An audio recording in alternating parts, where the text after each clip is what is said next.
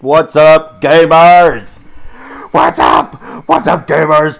Gamers! Hey, soldier.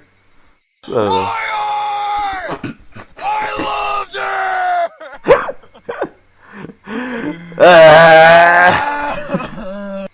Hey, Pookie. What's up, gamers? It's me. Yeah. Today we're probably gonna finish chapter 3 of Higurashi. And then I have a video to show y'all after. And then I think Ark is streaming. Fuki, is Ark streaming for like 12 hours? If he is, we'll probably raid him afterwards. If I remember.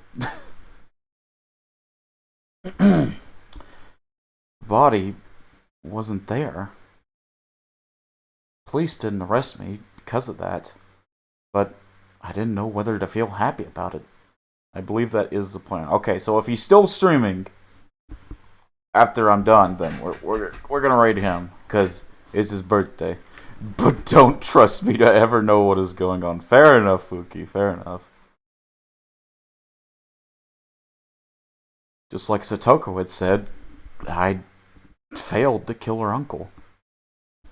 The body wasn't there, so I was forced to conclude as much.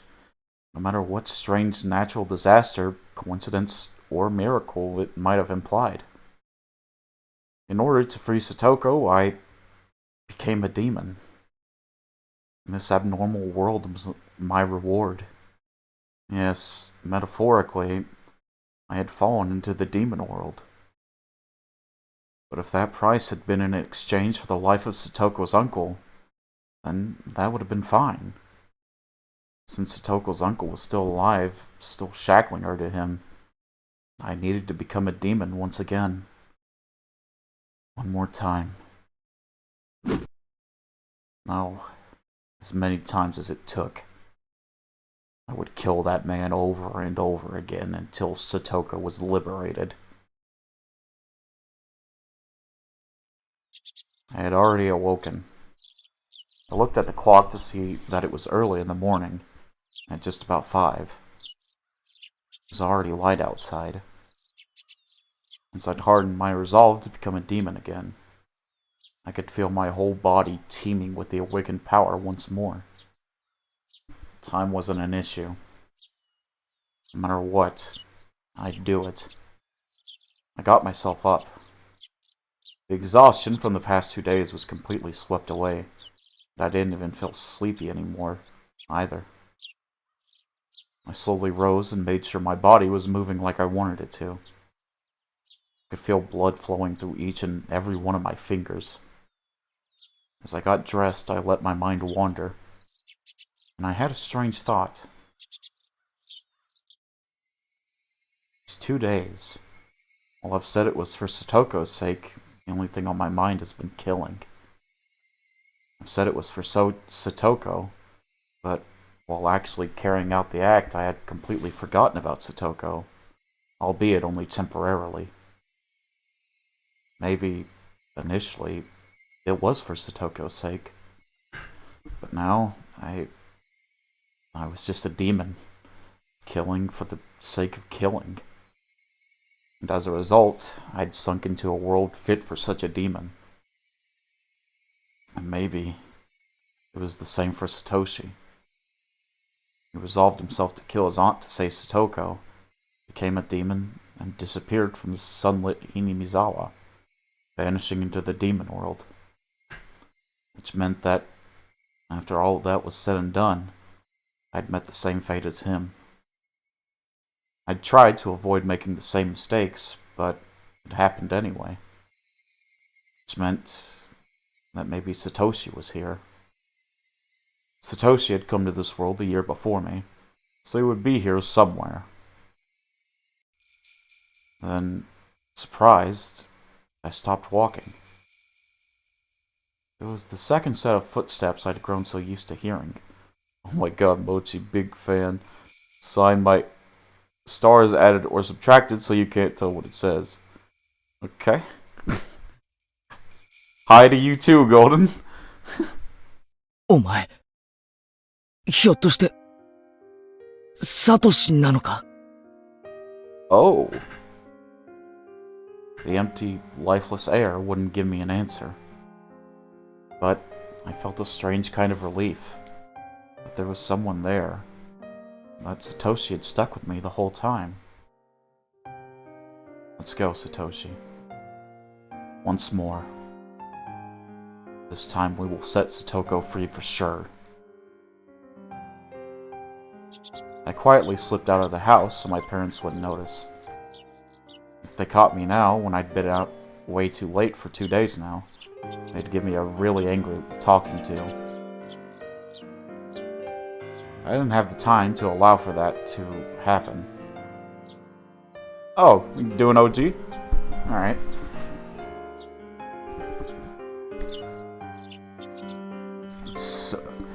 Oh, I'm about to sneeze. Oh my god. Sorry. Alright, I've got the timer set. Also, I do have a new redeem for the cute bear model that Amber drew for me. That is also 5,000 points. So if y'all ever want to see that, you can redeem that. Oh my god. Bless you. Thank you. Thank you. Today, I would put an end to it. If the dead body disappeared, then I didn't have to bury it. I could just burn it to ashes and then take them with me. So I could kill him again every time he resurrected. I'd do it again. I'd kill him again. And this time I'd set her free.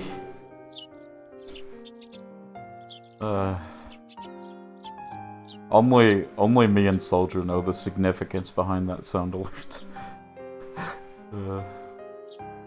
Outside, the morning light was so beautiful as to stagger belief.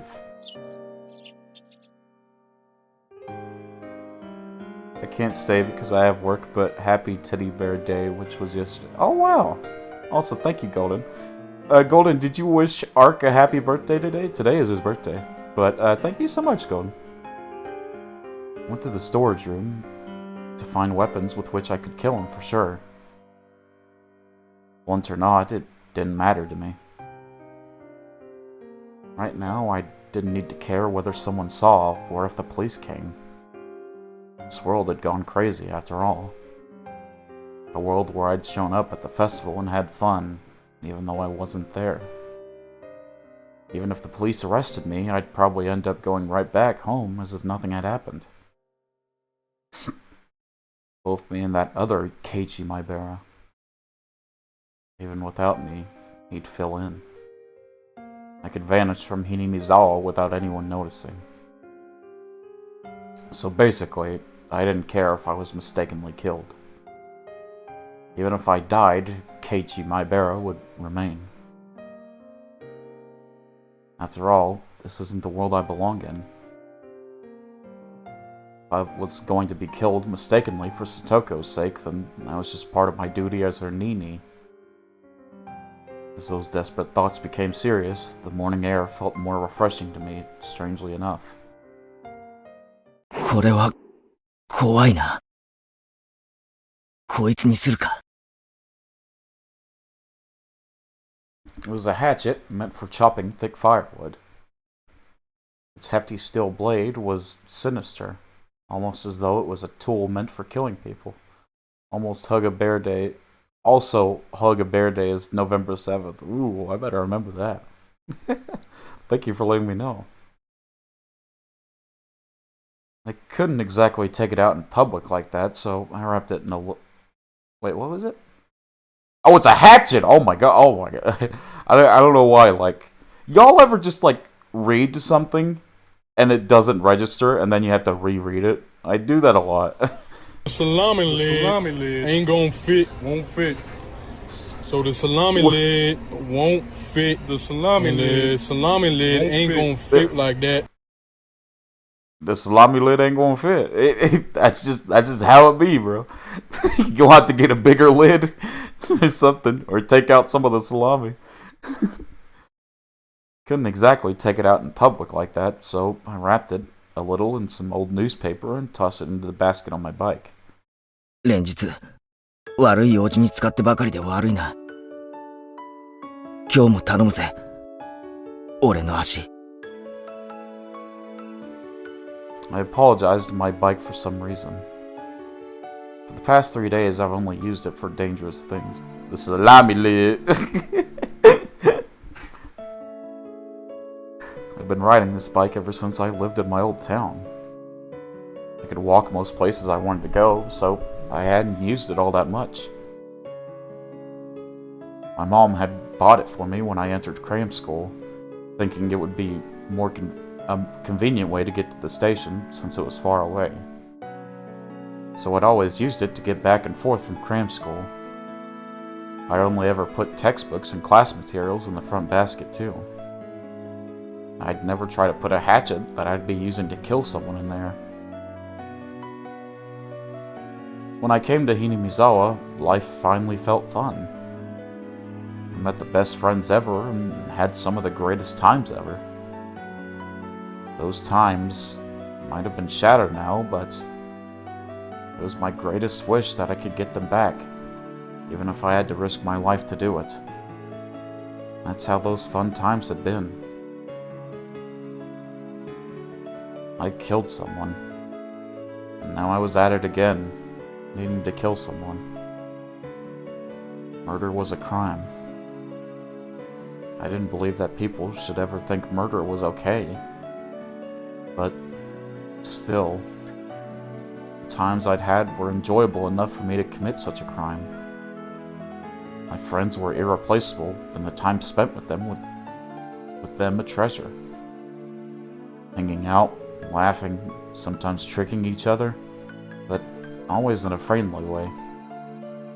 I didn't fear committing any crime as long as it was for the sake of taking back those times that gave my heart so much pleasure. Yes, this was a value that I decided to uphold. It wasn't something I learned from a school teacher. It was a noble path that I chose for myself. I thought back to when I'd first come to Hinamizawa. About how on the very first day, Satoko had welcomed me via a blackboard eraser with a rock in it. That welcome really surprised the heck out of me. She would laugh, get angry, cry. She was never boring. She was obviously the most childlike one among us, but... Wait, Among Us! Bro, they said Among... They said it. They said the thing where is that sound alert? There it is. Among Us!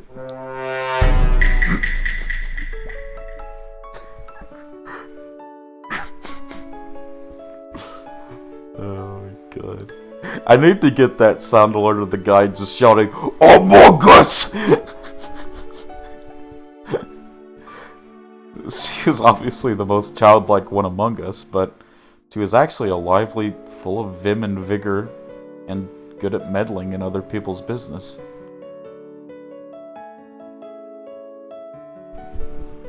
That went for Mion, Reina, and Rika-chan too.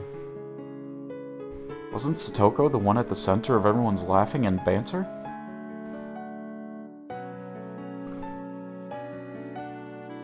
Satoko would try to look cool. The absolute state of my sanity. Hey Rimu! How you doing? Haven't seen you in a hot minute. Then Mion would make fun of her endlessly. And Satoko would cry, which would put Reina in a state of ecstasy. I'm always here. Oh, literally. Oh, literally. Oh, okay. I'm always here. Literally. Oh, Lord. Hey, you know what? Hey, we always enjoy it. We always enjoy a remake. Rika-chan would be greatly delighted. Oof! And I happened to get mixed up in it. It would always fool around like that. It was lonely when someone wasn't around, but if I had to name one for whom it was the worst, it would have been Satoko. Her smile was everyone's smile. How are you? Are you having fun? I am having fun. Well, yeah, I'd say I'm having fun. I'm doing good. Hope you're doing good as well, Rimu. Ever since she stopped smiling, so did the rest of us. And for the rest of us, not smiling was the same as dying. Oh, we're doing cute bear model? Okay. Alright, yeah. The timer is up for the OG anyways. Let's go. There we go. I think that worked. Yes, it did. Okay. It's just like when I was silently going to cram school every day, just to maintain my unchanging test scores. So, basically, we were nothing when she wasn't smiling. She was full of hot air, but she was our princess, cute and unhateable. I don't know about that. In that case, I was her knight. Okay. This is weird. Searching for the dragon's castle in order to win her smile back. ナイトなら武器は剣だろ。ツーハンデッドのかっこいいやつ。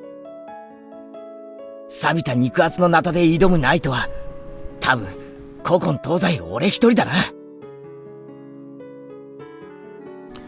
Then I saw an old woman in the ridge of a field waving to me. おや圭一くんかい。朝のサイクリングかいね。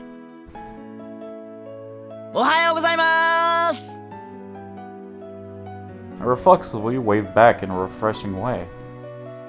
Should I really have been feeling so happy, waving like that? Satoko's house would be right past this road, going beyond the rice paddies. The cicadas had woken up too. The next thing I knew, I was the audience to their daily chorus. I gave myself a hit or two in the head and drove away my merry morning mood. I took a deep breath, then tilted my head back, calling my pointless excitement. The body wasn't there. Its absence either meant my killing him had been an illusion, or that I'd killed him and he'd risen from the dead. If I was at the festival, then maybe I shouldn't have considered it an illusion. Should have considered it an illusion.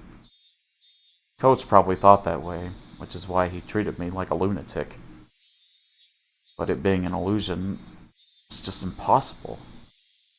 I killed him without a doubt. Without a doubt. If that had been an illusion, then that would make all of this Hini Mizawa I was in right now an illusion. If that was the case, then here's how it would end up.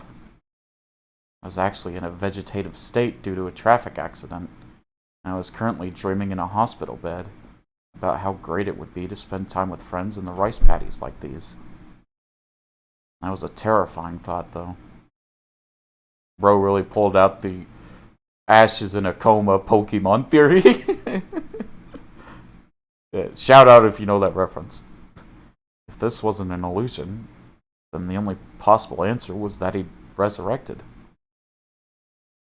It would make him a literal monster. But if he was such a monster, then I was no less of a monster myself. I didn't hesitate to kill someone, and I could even wield curses. Takano-san had died probably because I'd cursed her. Or maybe that was a little much. If Coach and Oishi died too, like I'd cursed them too yesterday, then I'd believe it. I'd set my bicycle aside and went to take a look. His motorbike wasn't there. Of course it wasn't. I sent it down to hell that night, throwing it into the Onigafuchi swamp. Or maybe, just like how the corpse wasn't here, maybe the motorbike didn't get thrown into the swamp either. The fact his bike wasn't here might have been because he had gone to town and hadn't come back, not necessarily because I'd thrown it into the swamp. If Uncle wasn't around, then that was convenient on its own. Then I would just show myself in, then wait for him to return, sharpening my hatchet. If he was there, forgotten sensations come back to my gut. A feeling of tension rose within me. The sensation was like poison, dulling my actions, but it could also be the trigger to allow me to awaken my superhuman, otherworldly self. I held the hatchet still wrapped in newspaper. Its weight in my hands was profound, sinister, and reliable. I hadn't put on my watch, so I didn't know what time it was, but it was probably still a little before 7. Satoko would probably be awake, preparing breakfast and her lunch. But her uncle would probably still be lazing around in bed. A guy like him probably would have stayed up late drinking and probably always slept until noon. I considered ringing the doorbell and having Satoko open the door for me, but if her uncle woke up at the sound, I'd waste my chance of him still being asleep. If Satoko saw me sneaking inside without ringing the doorbell, she'd be surprised. If I ran into her, what would I say? "I've come to kill your uncle for you, so stay quiet." No, I couldn't do that. That would be like making Satoko responsible for his death. Be quiet and go wait outside. Maybe that would do it. How would Satoko react to that? She'd probably try and get me to give up on killing him. I would have to lie somehow to get her to go outside. Satoko didn't need to know that a murder was going to occur in this house. Couldn't quite think of a good lie to tell her, but I couldn't do much just standing around like this. Made up my mind and grabbed the doorknob. And slowly turned it and pulled. It wasn't locked. The gap between the door and the wall steadily grew larger. The chain wasn't even on. The oppressive smell of life in Satoko's house hit me. At the entrance, there were a few pairs of shoes and sandals. Couldn't tell whether he was here or not just by looking at them. Could hear a television on somewhere. Oh my god! Yo! Dude, they put my room in Higurashi! I'm kidding. I'm not that messy, but Jesus, man. Look at all that trash! Good lord! Television was in the messy dining room. There was food scattered about the table, giving an impression decidedly different from a happy family's mealtime. Meals were for eating food while thanking the person for making it.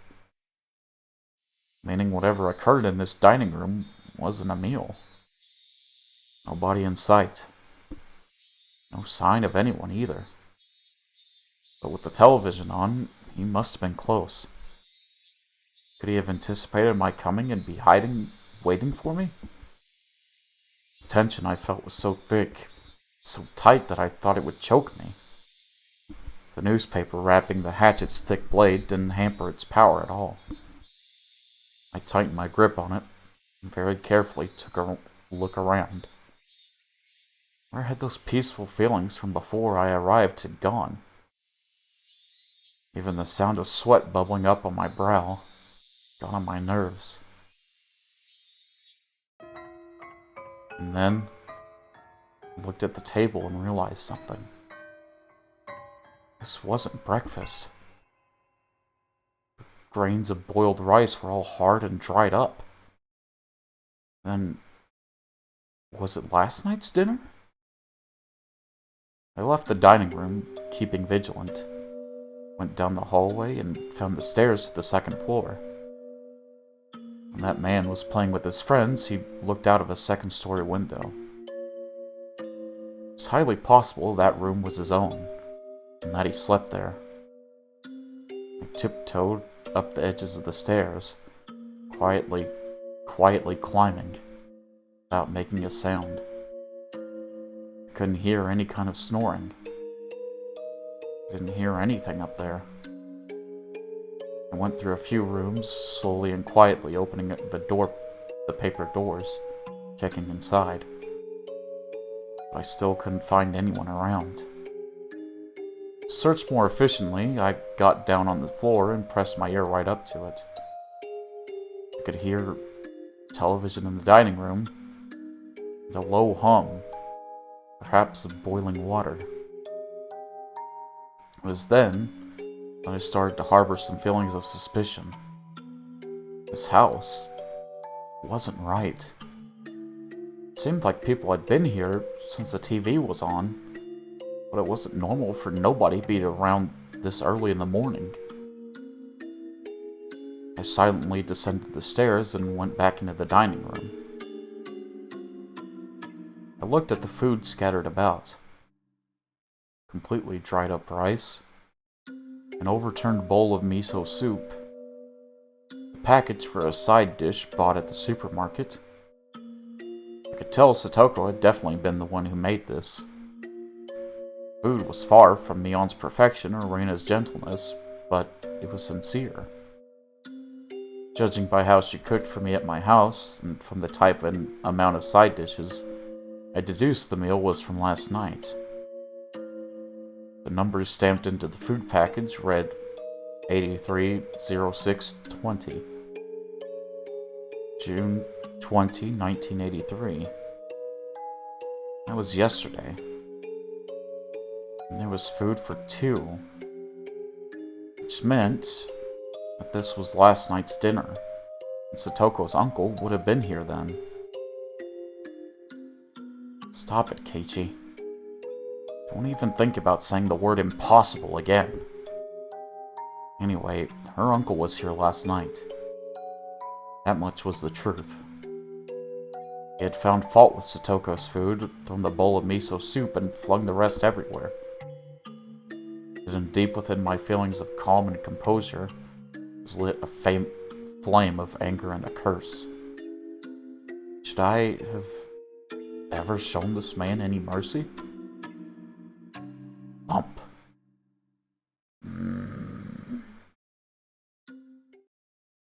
I heard the sound again. The one from before. Like a water boiler. What was it coming from? The first floor? But where? The bathroom, maybe? I could hear the noise coming from the other side of the frosted glass at the far end of the changing room. It had to have been the sound of the water boiler for the bath. Steam was enshrouding the glass door. The heat from it was leaking into the changing room where I was standing, too. My misgivings deepened. People didn't normally take a bath this early in the morning. What? Keiichi? Do you not bathe when you wake up? Keiichi, do you not take a shower when you wake up? My man. What?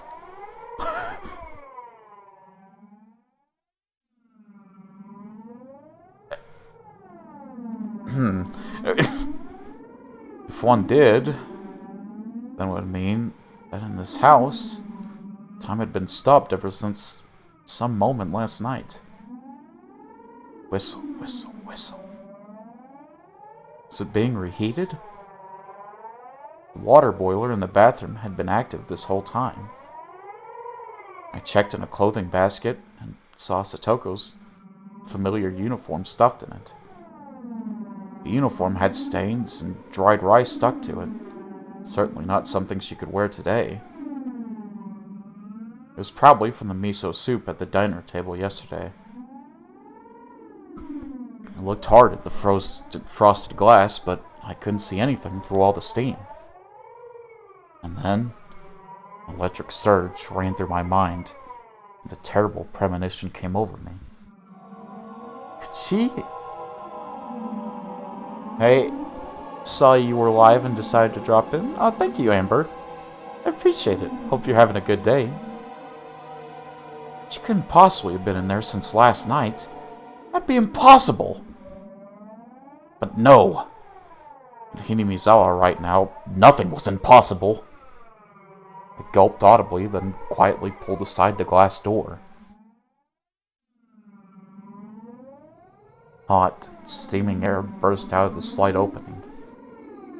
The fan wasn't on in the changing room, so it went completely white with the steam. Just as the hot vapor poured into the changing room, cooler air also flowed into the room with the bath. And I just heard, due to being hit by the air, a very weak moan. I'm having a bad day, work is an understaffed, slow system, and bust shit show today. I'm sorry, Amber. I hope it gets better eventually. Yeah, I know being understaffed and all that can be a pain. Sorry to hear that. Popped in to say coyotes over there and now back to work. Well, you're wrong, but thank you. That was all I needed. To know who it was. Satoko!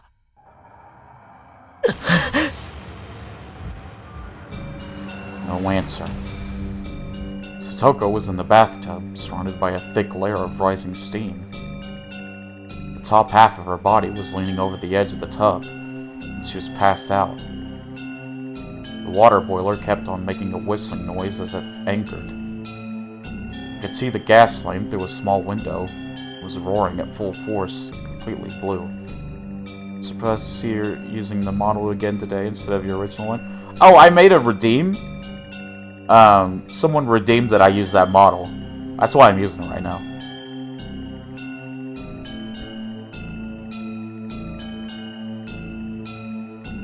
Satoko's entire body was boiled red, and flaccid as though her bones had melted away. She was almost like a doll, as she laid there unconscious. Wasn't sure how many seconds passed as I stared in complete bafflement. Came back to my senses and promptly shut off the boiler. Then I dragged Satoko's small buddy out of the bathtub. Water in it was as hot as the water in public baths. Cool, I didn't know you already made the redeem. Well, oh, yeah. Again, thank you so much for drawing this for me. I love it. Is she in this boiling water for the entire night? She'll die. She'll die! Toko's body was lighter than I'd expected as I laid her on the floor and wrapped her in a towel. I went back into the bathroom. Excuse me, Daddy? Sorry. Daddy? Sorry. Daddy? Oh, Lord. Sorry. Daddy? Sorry. Daddy? Sorry. Daddy? Daddy? Sorry. I'm sorry. Thank you, Fuki. I went back into the bathroom and opened up the vent, creating a path for a cold breeze to come through. Upon the breeze hitting her, Satoko moaned again. Oh, thank you, Amber.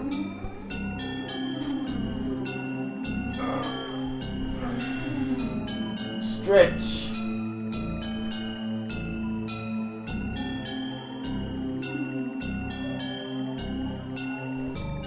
I'm gonna get a drink of water. My posture's good.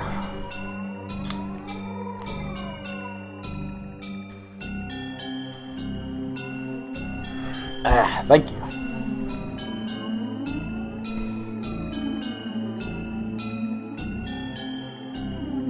Satoko! 俺だ圭一だわかるか聞こえるか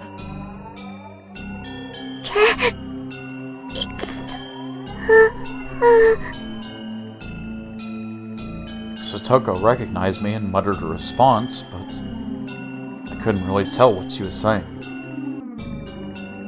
Her eyes were muddy and unfocused. I could tell she wasn't completely conscious. Upon closer inspection, her limbs and waist were twitching slightly. This was way worse than normal overheating. This was dangerous. Didn't they call this heat stroke? Think, what would the teacher do? If a girl passed out in the middle of summer, during a marathon in gym class or something, call the hospital or something, get an ambulance. I turned the water faucet in the kitchen all the way on and soaked a towel in it. I then took the cold towel and pressed it to Satoko's forehead. Satoko reacted harshly to the coldness and let out in a muffled voice. Burns. Right, you would soak the burn spot under running water. I gotta go. Hope you have a good rest of your stream. Alright, thank you, Amber, and I hope work isn't too rough for you for the rest of the day. I hope you're able to make it out of there. Then, could I run cold water in the shower and cool her off like that? No, if it was sudden, it wouldn't be good for her heart, and then she'd go into shock. I think I read that once before. This is about as much nursing as I could possibly give her. Anything more than this would be too much for the likes of an amateur. 大丈夫か、サトコ。もう大丈夫だからな。必ず俺が、ニーニーが助けてやるからな。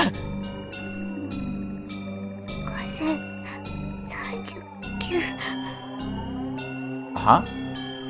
5000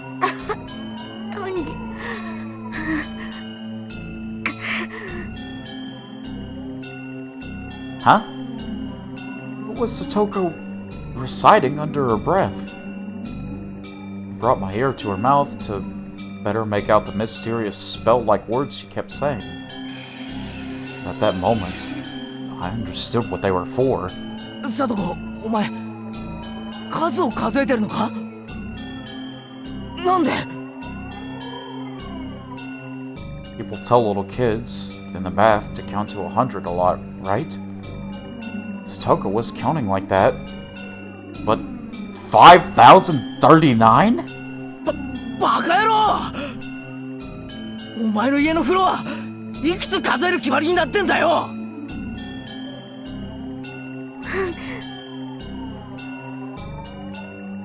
I doubted my ears and doubted her common sense. 10,000? ふざけんなバカ野郎！1万なんて数えられるバカがどこにいるんだよ！数えられるわけねえだろ！その前に湯だって死んじまうに決まってんだろ！どうしてこんなことに！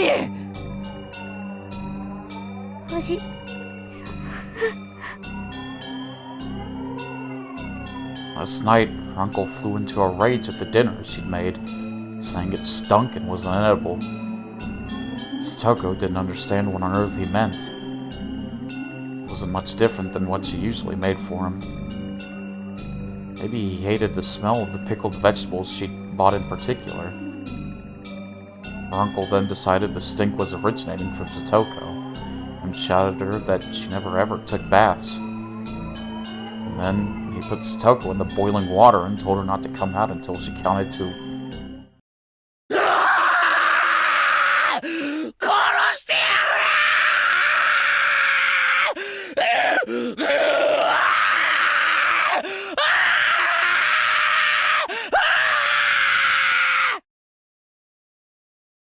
Man is morbing out, good lord.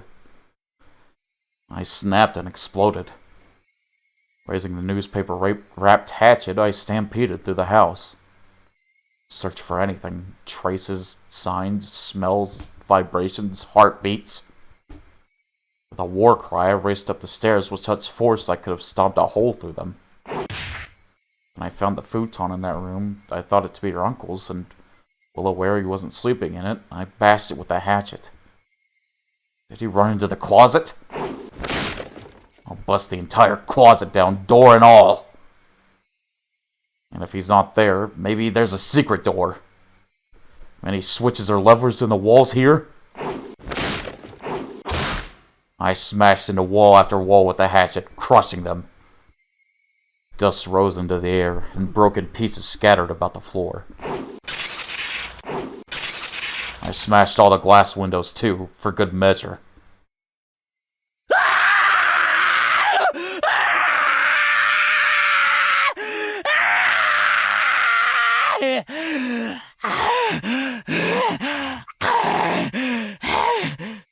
Good lord.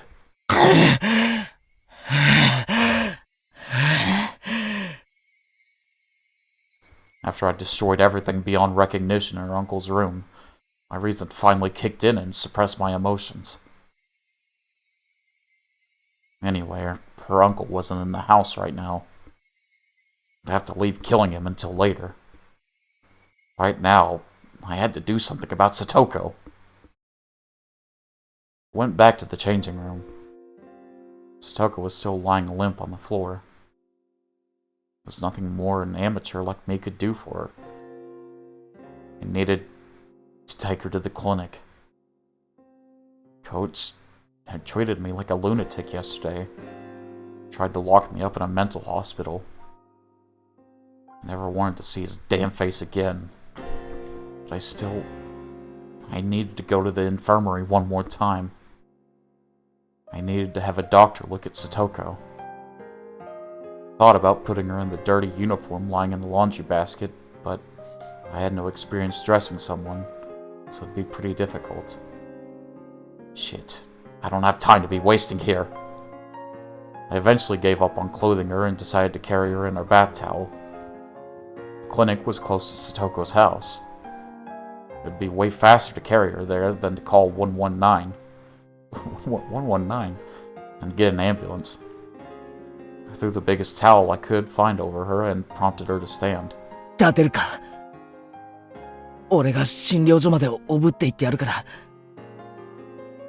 りがとう。ですわ。Her words sounded clearer than before. It was starting to come back. I cried tears of relief just knowing she'd improved even a little bit. Satoko turned over so she was lying on her face, and then put up a weak struggle to get up on a knee. I smoothly swept her up and put her on my back. The towel I put on her seemed like it was about to fall off. バスタオル、痛い。すぐ着くから、しばらくの間だけ我慢してろ。It didn't hurt one bit to carry Satoko. She was light. Too light. The lightness actually made me uneasy. Outside, it had gotten hotter, as though eager to attack Satoko. Fucking cicadas. Why did I have to choose this morning to get so hot out? Why are you blaming the cicadas? They can't control the heat! I didn't have time to swear at them. The clinic is this way. Hoisting Satoko on my back, I broke into a trot. Satokos can't control the fucking temperature, bro. What the hell?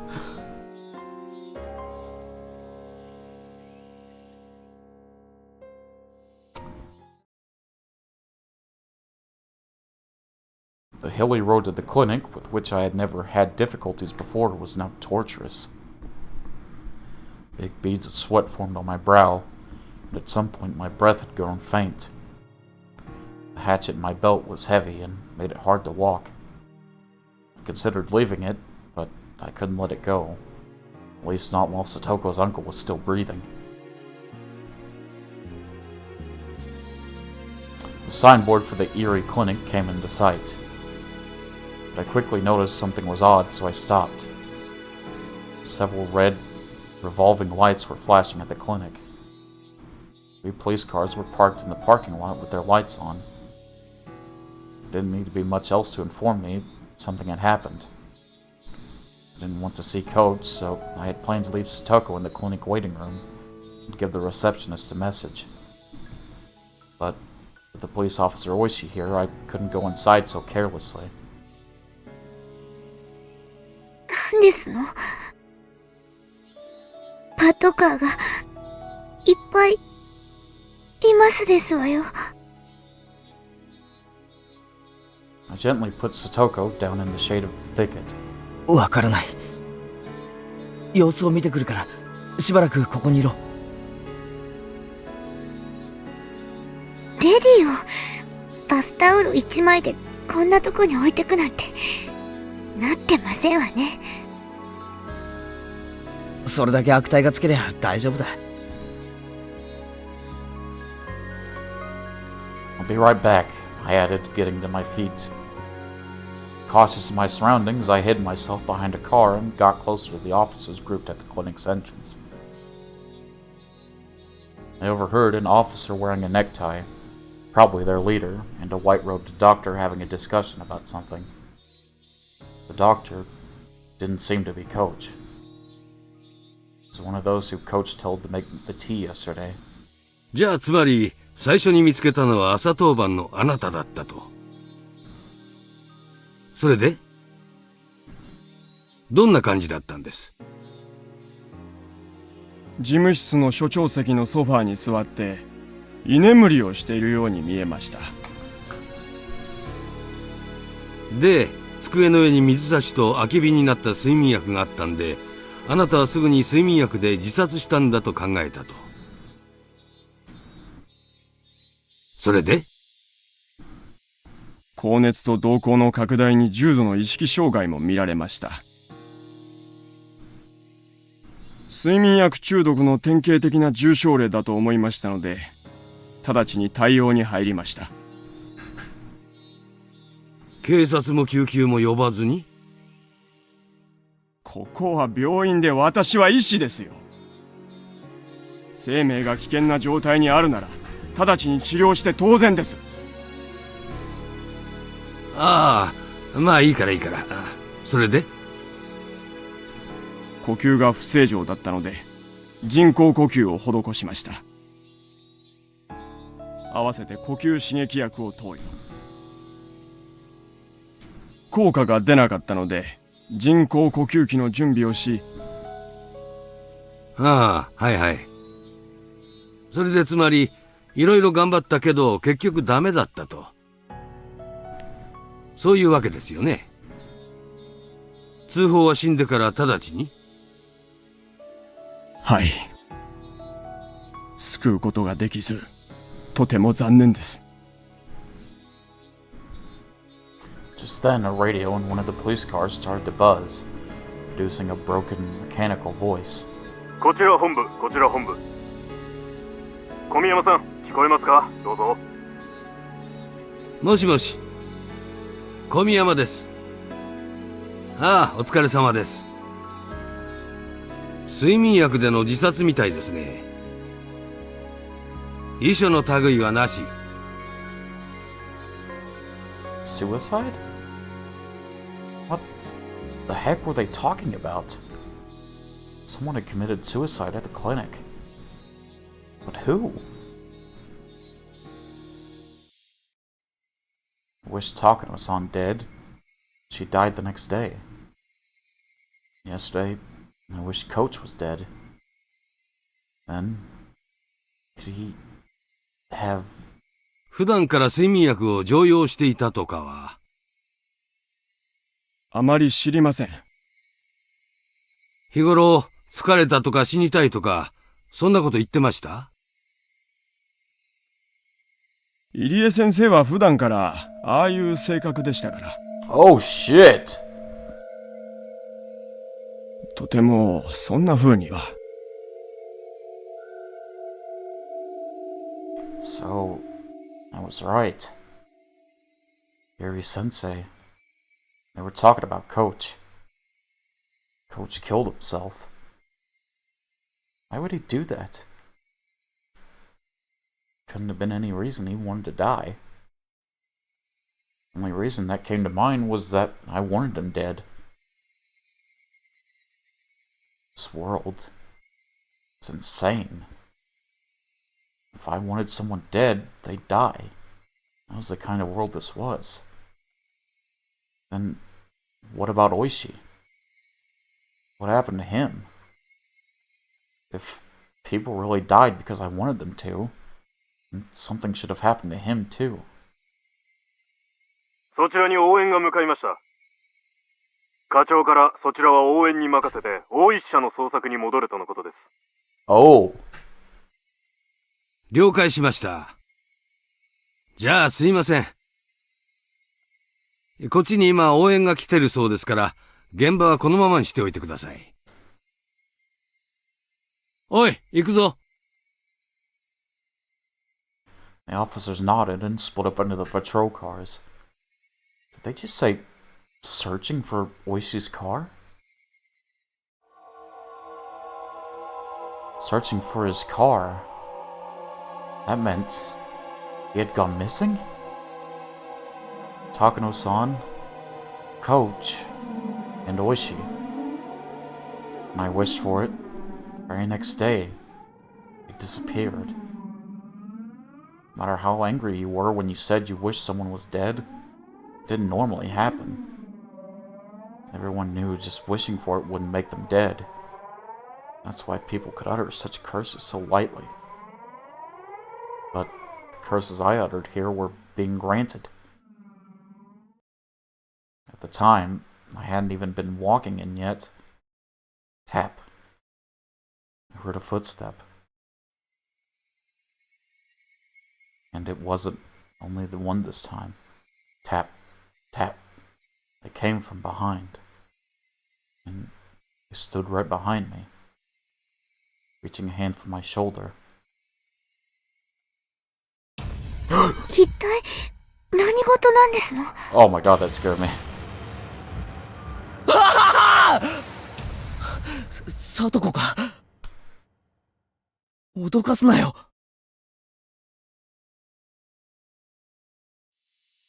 驚いたのはこっちでしてよ。いきなり大声を出さないでくださいまし。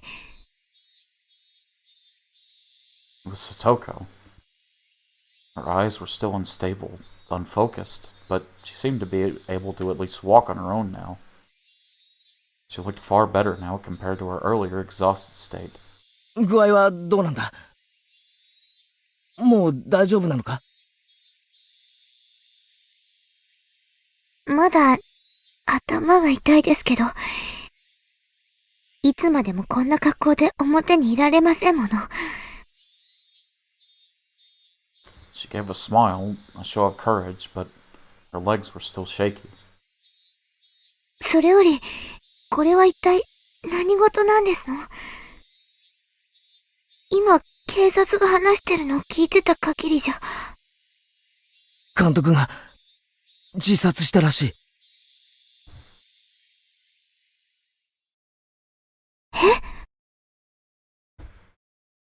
Satoko was at a loss for words. Her face grew paler and paler. I could tell she was doubting her own ears. ケイチさん、それ、本当ですの？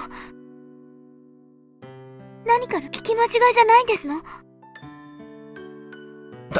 確かにそう聞いたよ。入江先生が睡眠薬で自殺したって。Satoko went down on her knees and broke out in tears. 嘘ですわ。監督が自殺なんて、そんなの絶対に。As I watched Satoko crying and clawing at the grass, I felt myself trapped by guilt and remorse. I got so angry that Coach was treating me like a madman yesterday. That he'd betrayed me. That I thought he'd be better off dead. But even Coach, who, to me, deserved to die, still must have had people who loved and respected him. Like Satoko here. I mean, he was kind of sus, so... And my selfish, egotistical anger, I wished for his death, and it was granted. And now Satoko was crying hysterically as a result. The guilt tore at my heart. Worked myself up to murder for Satoko's sake. Decided I wanted Satoko to be happy. But was that really all it took? Murder meant taking someone's life. It meant making everyone attached to that person sad. In Satoko's uncle's case, of course nobody would be sad. So I didn't feel a sense of guilt at all.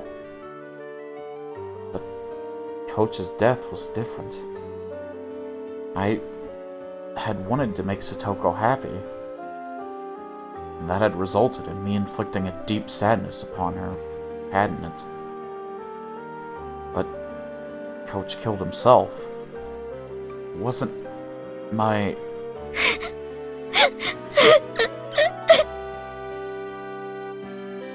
Satoko still hadn't stopped crying, but she seemed to be a little calmer now.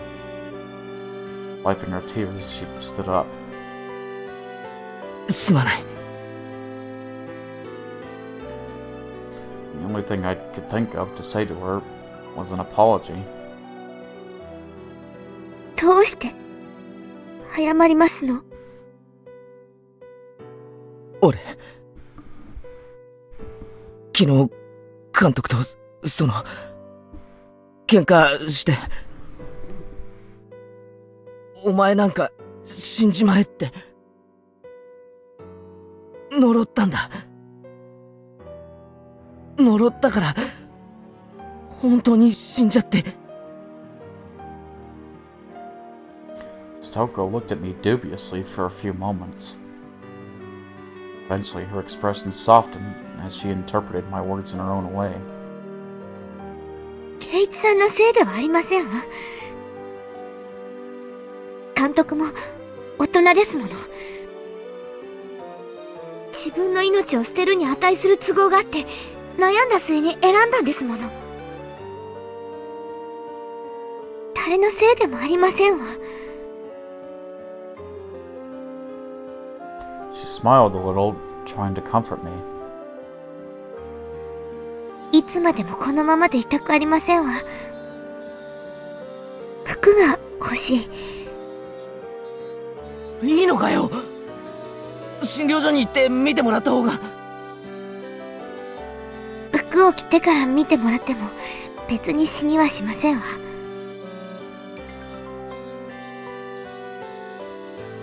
Satoko readjusted her bath towel and started back along the path.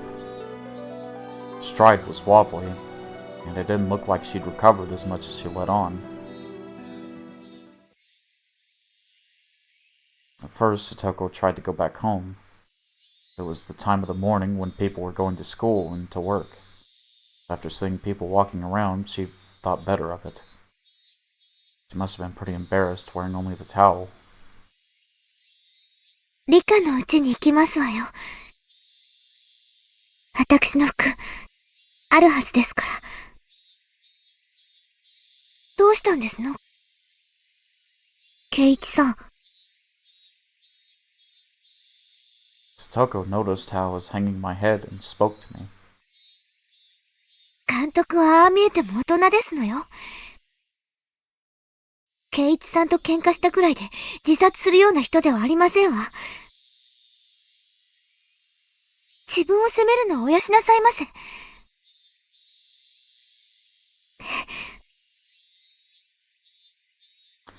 First, I thought it was a coincidence, but with 3 people now, I couldn't discard the possibility.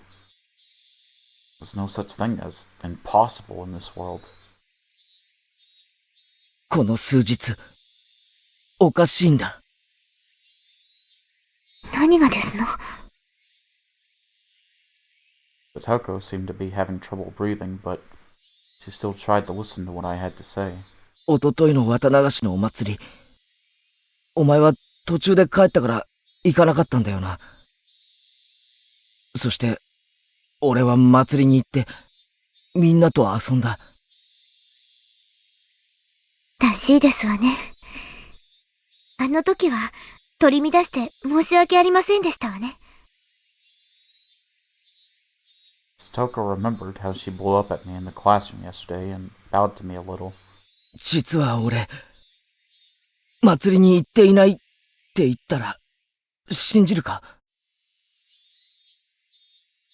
Satoko looked at me, confused. Couldn't help it, of course. 信じられるわけありませんわ。何を今さら。信じられないだろ。信じられないのは、俺も同じなんだ。だって、俺は祭りに行っていないのに、俺が祭りに現れて、みんなと遊んだって言うんだ。こんなの信じられるわけないだろ。それ、本気ですの？ああ。綿流しの夜から、おかしいんだ。いつの間にか、変な足音が、ペタペタとついてくるようになって。The blood drained from Satoko's expression. 足音が、ペタペタ。そうなんだ。最初は気のせいだと思ってたけど、ずっとついてくるんだ。多分、今もついてきてる。里子の足音と混じって、よく聞き分けられないけれど。Satoko took a long and hard look at me. Maybe she was doubting my sanity. Coach did the same thing. I mean, why wouldn't he, after telling him this? The more I thought about it, the more I was unable to endure the feeling that my hatred for Coach had been meaningless. 綿流しの日、俺は祭りに行かず、あることをしていたんだ。ずっとだぞ。眠ったり、意識がなくなったりしたことはなかった。だから寝ぼけ気分でふらふらと、記憶になく祭りに出かけたなんてことはありえない。それはおかしいですわね。なら、どうやってお祭りで遊んだんですの？だから俺は祭りには行ってないんだよ。 No! I can't let myself get emotional. If I get agitated now, that'd be like proving that there's something wrong with my head. あ、ごめん。みんなが信じてくれないんで、つい。圭一さんがそう言うなら、信じてあげますわ。それで？あの夜、高野さんに会ったんだ。それで、見下されたと思って。俺は、心の中で念じたんだ。お前なんか死んじまえって。高野さんって、どことなくそういう雰囲気がございますものね。その気持ち、わからなくもありませんでしたよ。高野さんが死んだの、知ってるか？昨日の話だ。どこかで焼け死んだらしい。それ、本当ですの？死んだんですの？俺が死ねと願うと、次の日には死んでるんだ。それから警察の大石ってやつも、知ってるか？ムカつく太った刑事みたいなやつ。Satoko nodded a little. さっき警察が話してるのを聞いたんだが、どうもあいつ行方不明になってるらしい。実は昨日、あいつにも死んじまえって念じてたんだ。それ、本当の話ですの？嘘じゃない。俺だって信じたくないけど、本当の話なんだ。高野さんも監督も大石も、俺が死ねと念じたら、本当に死んでしまったんだ。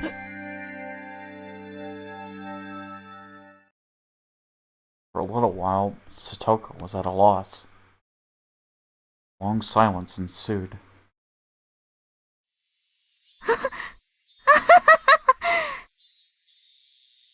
それは怖い話ですわね。圭一さんに、せめて嫌われないように気をつけませんと。それだけじゃない。もっと、おかしいこともあるんだ。それは、お前の、おじなんだ。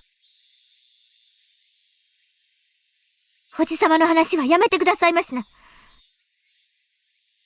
昨日、いたんだろ。お前の家に。あの人の話はやめてくださいます。嫌なんですの。ありえないんだ。あいつが、いるわけがないんだ。やめてって言ってますのよ。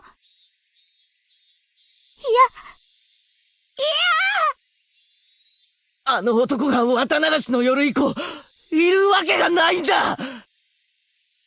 だって、あ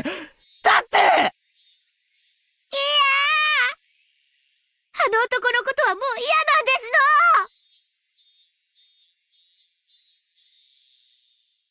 の。俺が殺したんだ。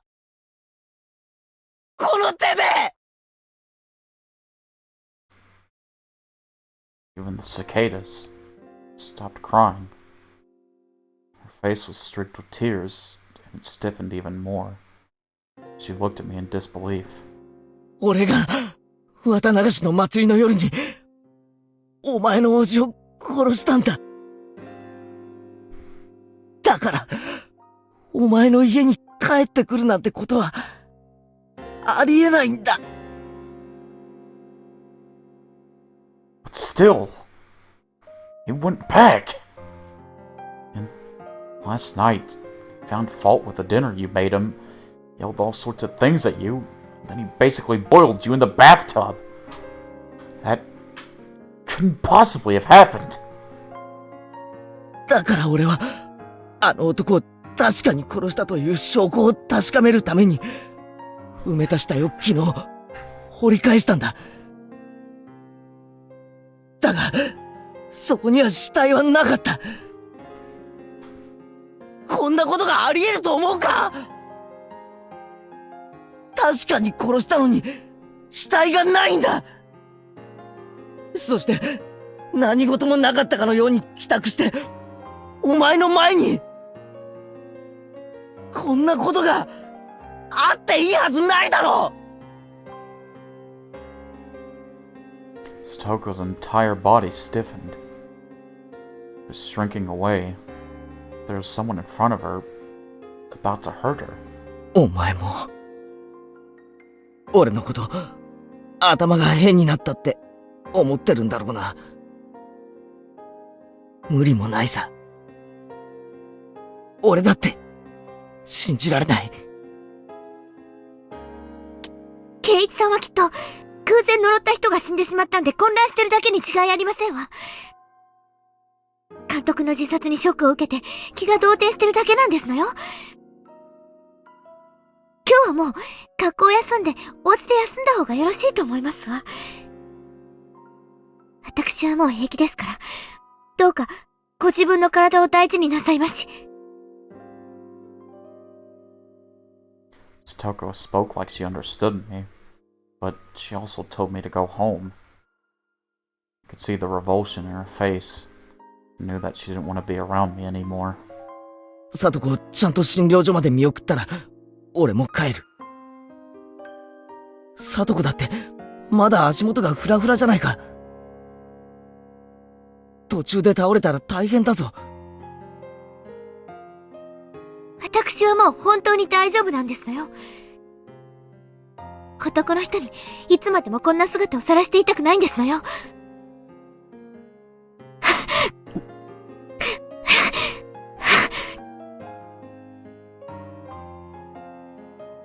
wobbled up the shrine steps, looking like she was about to fall. I immediately ran up to her and helped her stay on her feet. But then Satoko promptly jumped away from me. That outright rejection hurt a lot. When she got to the top of the stairs, her breathing was ragged, and she wasn't even looking at me. At this point, I was being ignored. Well, it was more like she didn't want to have anything to do with me. It really was a feeling of rejection. That hurt my heart much more than any blade could have. This was the path I chose for her sake. To be treated like this at the end of it all, it's just so saddening. Don't be naive, Keiichi. You never wanted to be repaid in the first place. You didn't do it so that Satoko would thank you. You did it so Satoko would be happy. And that was what led to this ending. Rika-chan's house was a disaster prevention storehouse used by the town council. If you went past it a little further through the shrine grounds, you'd apparently reach at the back of the assembly hall. Satoko was heading there, walking quickly, the gravel under her feet crunching as she went. Did she want to get there as soon as possible, or did she want to run away? I couldn't tell.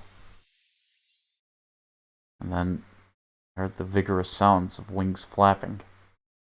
I turned around and saw a crow. I hadn't seen many crows since coming to Hinamizawa. Saw them a lot in my old town, though. On garbage day, they'd flock to a trash collection point, peck through the bags with their beaks, drag out the contents, and have a feast.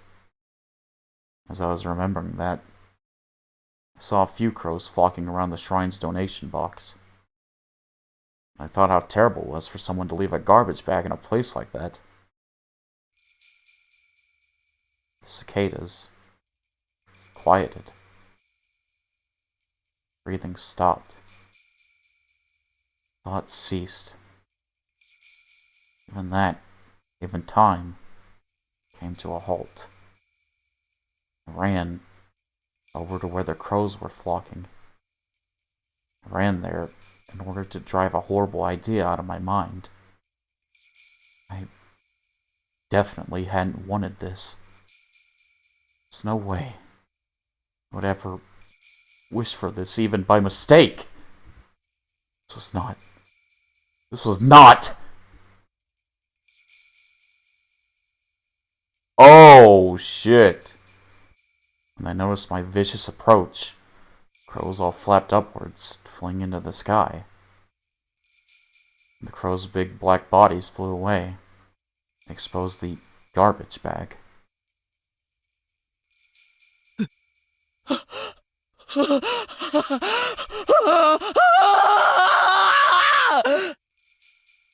Oh, that's disturbing. I don't like that at all. What had I seen there? The scream had escaped from my throat before I understood what I was looking at. What was this?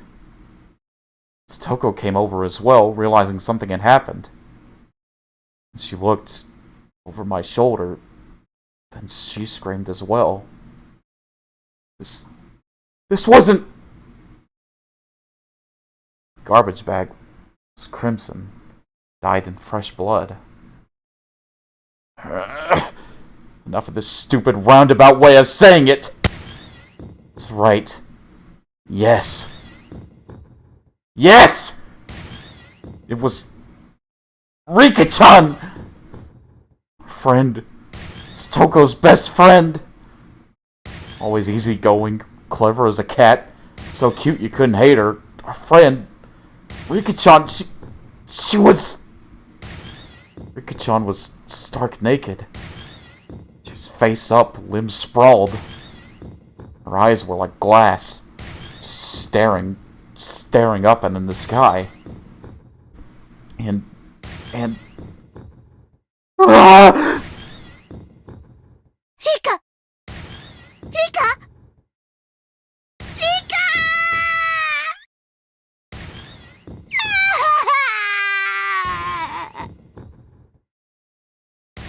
Satoko broke down crying on the spot. And yet, she still couldn't approach her friend's remains. The crows had gotten through the garbage bag and dragged, well, they dragged out an apple peel and spread it all over. No. Crows, they couldn't do this.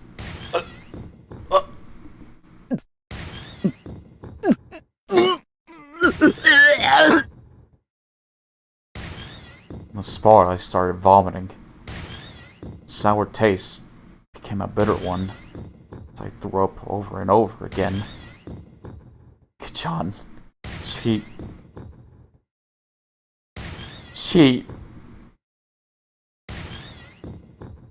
her stomach was cut wide open, vertically, completely open.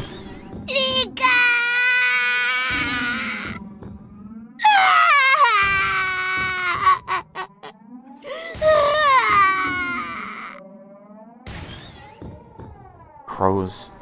Crows couldn't have done this.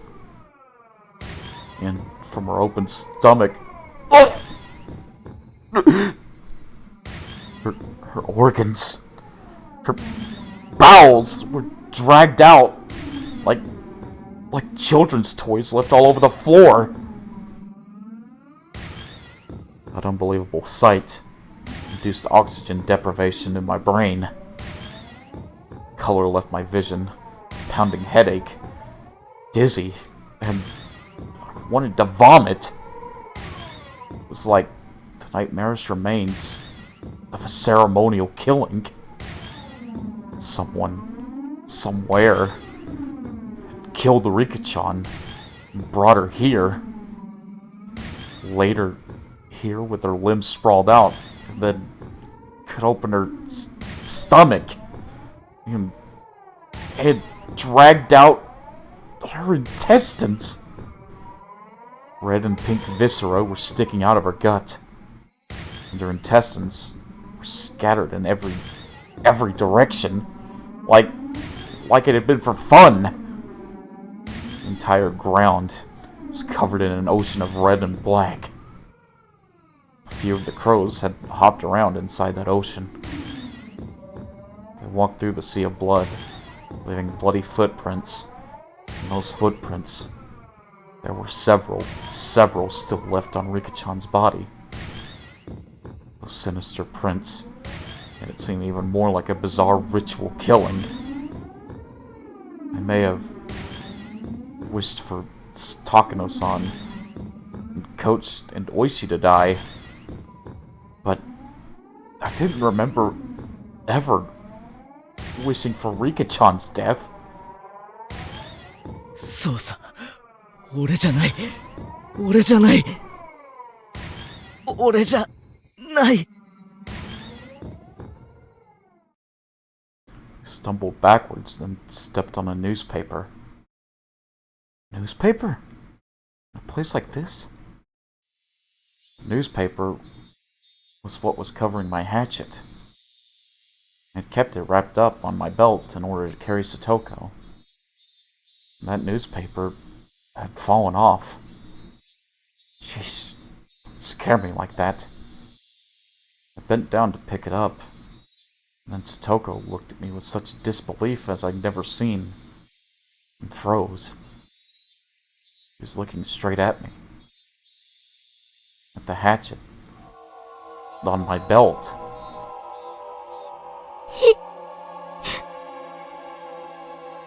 落ち着け、サトコ。これは違うぞ。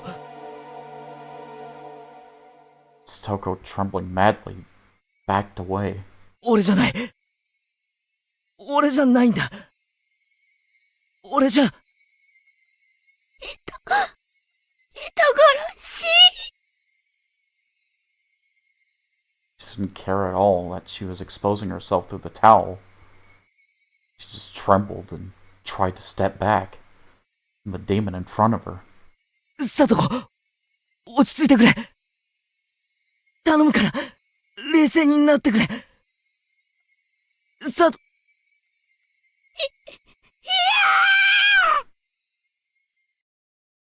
Screaming weakly, Satoko began to run unsteadily. Run away, that is. 待ってくれ、サトコ。違うんだ。違うんだ。The way she ran away was so weak, so slow. So if I wanted to go after her, I could have caught up. But if I tried to grab Satoko's shoulder or something right now, she might actually go crazy. So I had to follow her and try to clear this up. 高野さんを殺して、監督を殺して、大石さんも殺したんでございましょう。おじさまを殺そうとして、理科まで人殺し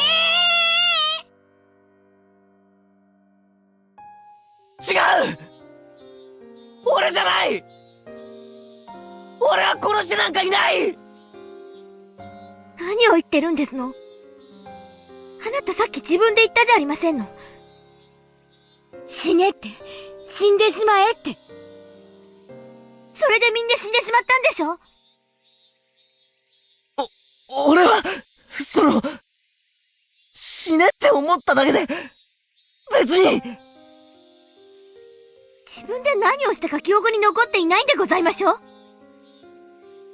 そんな人の話なんか信用できるわけありませんわ。What if he actually did kill Rika? It's interesting. 人を殺した時の記憶が欠落してるだけなんじゃありませんの？いや、記憶がないふりをしてるだけなんじゃありませんの？第一、そのナタは何なんですのよ。説明してごらんなさいな。これは。ほら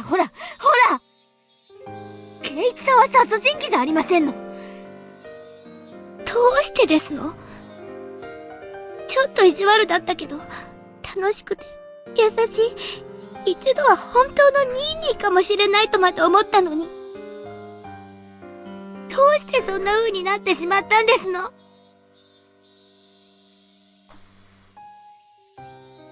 ？I might have been able to slowly answer each one of Satoko's questions at a time, but in this situation, explaining my innocence in such a short period of time was impossible. I mean, I didn't even know if I was really innocent anyway. At the very least, I killed Satoko's uncle. There was no body, but I killed him. Without a doubt. At that point, I was far from innocent. I wish Takano-san, Coach, and Oishi were dead. And that curse of mine was granted.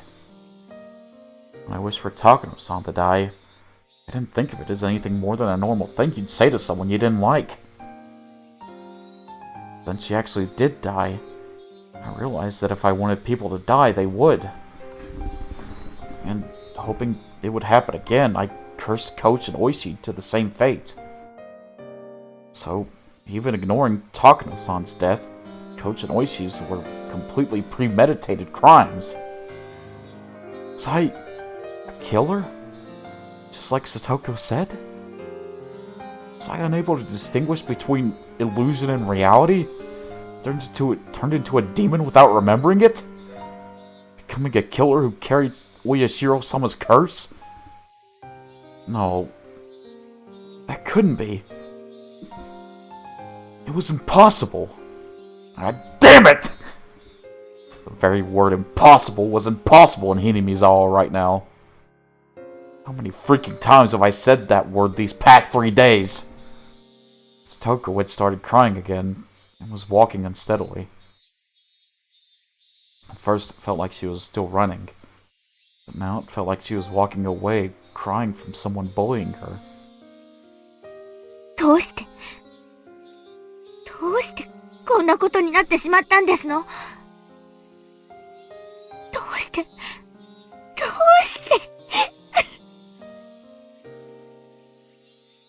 If there was an answer to that, then I wanted to know it too. Why? Why had it turned out like this? ニーニーがいなくなってずっと寂しかったけど、圭一さんが転校してきてくれて、またみんな明るくなって楽しくなって、毎日が光ってたのに。Yeah. She was right. Those days were bright and beautiful. And yet, after that, Satoko and I shouted the exact same thing. どうしてこんなことに。 Cicadas were sneering at the spectacle, a strange game of tag. Shut up, shut up, shut up! Eventually I heard the murmuring of a stream. The forest parted, and a suspension bridge appeared. Satoko was crossing dangerously, wobbling as though she might fall at any moment. When I stepped onto the bridge, it swayed a lot, causing Satoko to stagger and fall on the spot. 大丈夫か、サトコ。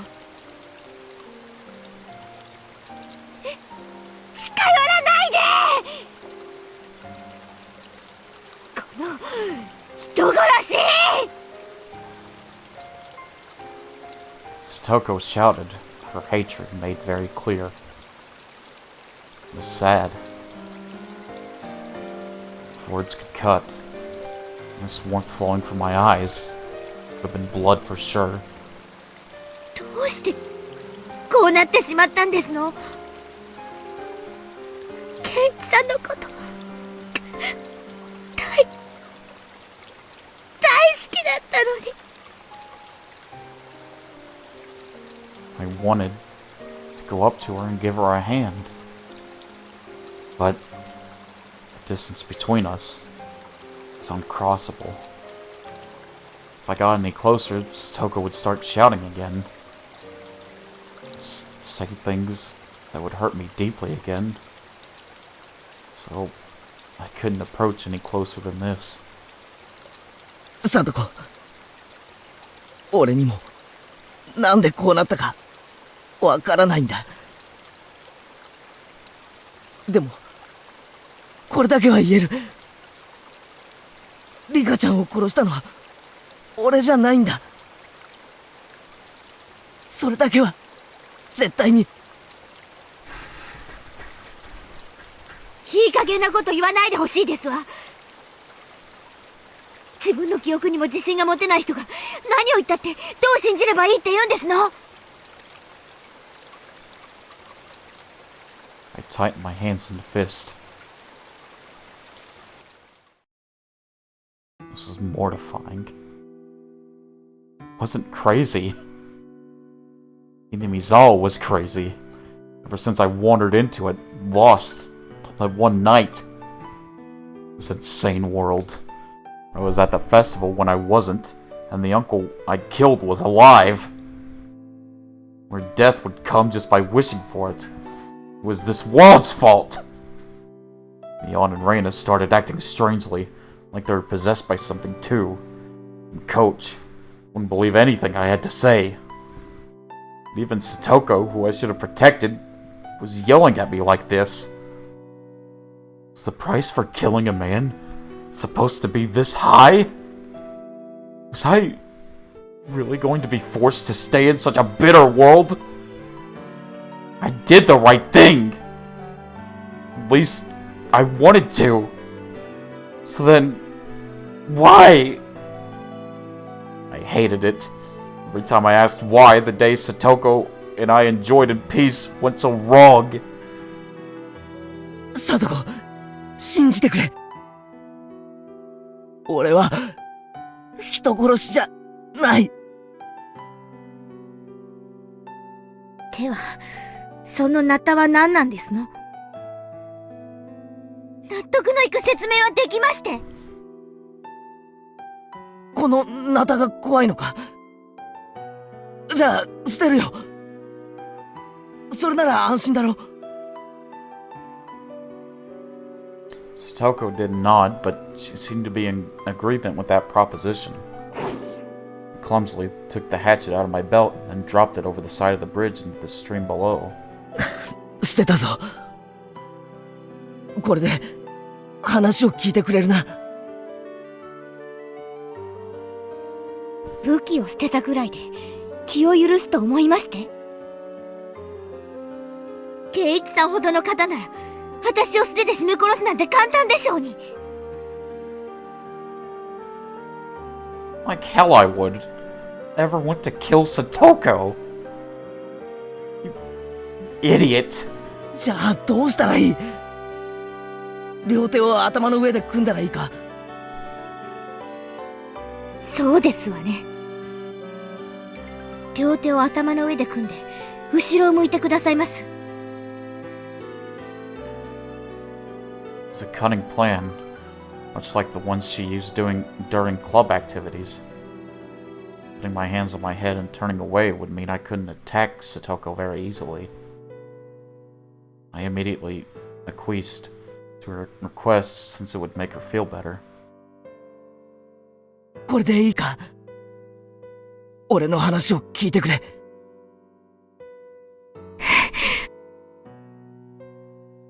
Satoko stood up, then carefully approached me from behind. And then she actually came right behind me. So close, yet I was so sad that I wasn't allowed to turn around. 圭一さんが悪くないのは、なんとなく、うすうす分かっていましたわ。え？多分、あなたは何か悪いものに乗り移られただけなんですの。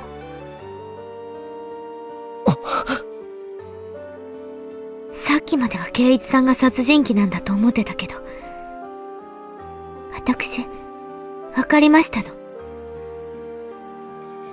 あなたの目を見ていたら。I could hear Satoko was still crying. Her voice was gentle, just the same. 圭一さんが人殺しなんかするわけがない。圭一さんの体を何か悪いものが乗っ取って悪事に駆り立てただけ。She's speaking literally right now? Or was she trying to admonish me? I couldn't tell. 思えば、ひょっとすると、あの人たちも、圭一さんと同じものに乗り移られていたのかもしれない。あの時は殺されるとしか思わなかったから、そこまでは考えが及ばなかったけど、今ならわかる。あれは、乗り移った何か悪いものの仕業だった。サトコ？何の話だ？ It was less like she was talking to me. More like she was talking to herself. Like she was confessing at my back. わかってるんですの。私。身に覚えがないわけじゃないんですのよ。Satoko's voice started to become mixed with sobs. Her pained voice tore at my heart. I didn't know what Satoko was talking about. 西宮殿の屋根によじ登ったことがありますの。何年も前のことですわ。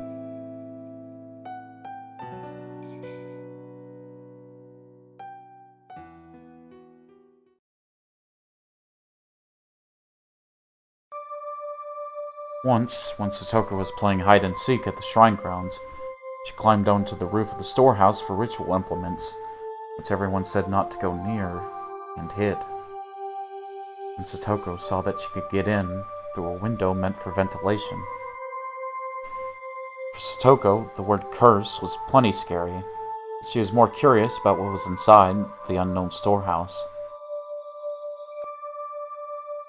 She removed the grating on the window, which was already hanging off, slid her small body into it, and climbed down inside.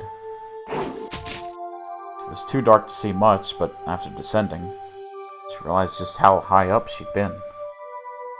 Despite the darkness, she could see a few things around her thanks to the faint light coming in from the air window. And to her disappointment, it was just a regular old storehouse. She tried to leave, but the door was locked up tight from the outside, and it was made to not open from within. She would have to go back out through the ventilation window she'd come in from. But the window was high on the wall, and there was no way she'd be able to climb back up. Satoko desperately tried not to cry, and racked her brain thinking of a way to get up there. There were a lot of birdcage-looking things hanging by chains from the ceiling. She took the hanging chains and strung them along the wall. If she climbed up the bundle of chains, she might have been able to climb up to the ventilation window. There was nothing else she could do, so she had to try. And try she did. It was dark and creepy. She didn't want to stay there forever.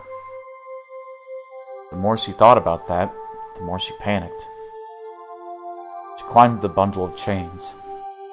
Satoko could hear the clinks and clangs of everything creaking under her weight. And then, just as her hand reached the window, one of the metal fixtures she'd used to stick the chain on the wall flew off. The chains all began to pull loudly and furiously every which way. Spurred on by the sounds behind her, she managed to get back onto the roof from the window. Because of the weight of the filling bundle of chains, the other fixtures broke. Then one of the big bird cages hanging from the ceiling fell to the floor with a huge noise. Under it was an image of Oyoshiro-sama, his vessel, and the cage took off one of the arms, then trapped some other implements behind it. It didn't take very long for her to grow scared of what she'd done. The deafening noise could be heard from the rest of the shrine grounds. A few other children heard it and gathered around. And, of course, Rika was one of them. Then, Rika's father, the shrine priest with an angry face, ran over. And then, as for what happened next, it was painful to remember. The only one who knew where Rika's parents kept the key to the ritual storehouse was Rika.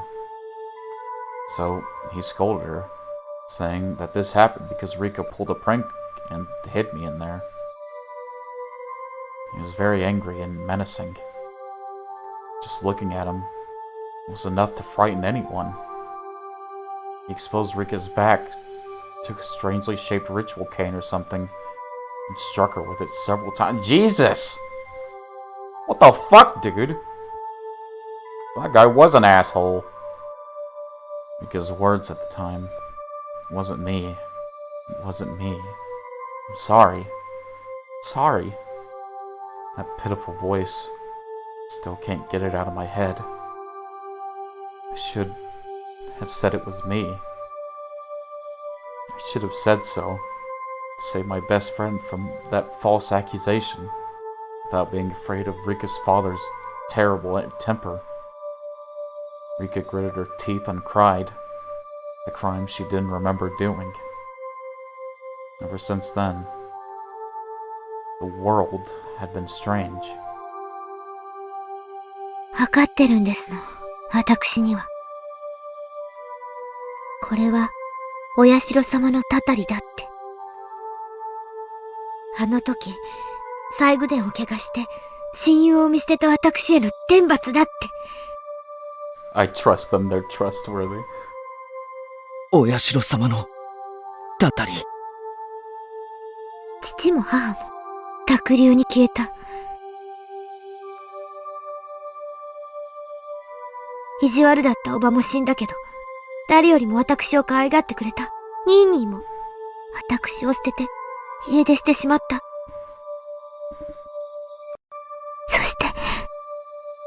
そして、圭一さんが転校してきて、やっと楽しい毎日が戻ってきたと思ったのに、今度は圭一さんが取り憑かれて、リ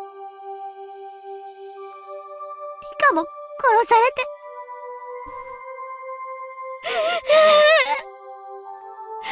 聞いたの私。お社様は、本当にたたりをなすときは、本人をすぐに殺さないんだって。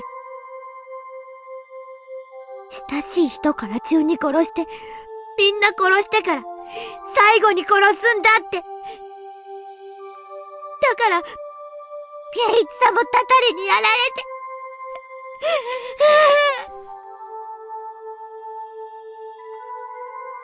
きっと、今度はレナさんやミオンさんがたたられてしまうんですわ。そして、殺したり、殺されたり。もう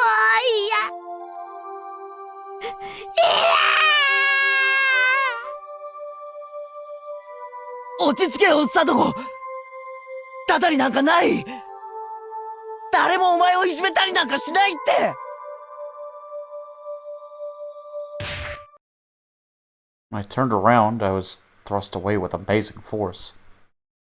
Given my hands were awkwardly placed on my head, I couldn't take the fall and lost my balance. I'd been pushed not into the bridge, but to the side. Towards the stream. Oh, this can't be happening. Ah! As one last miracle, I was allowed to grab a cord hanging from the bridge. Far below me was the stream. We were pretty high up, and below were rocks of all sizes. If I fell, it clearly wouldn't be pretty. The entire bridge was tilting under my body weight. My frail little grip probably wouldn't last another minute before my fingers had to let go. Satoko! Satoko!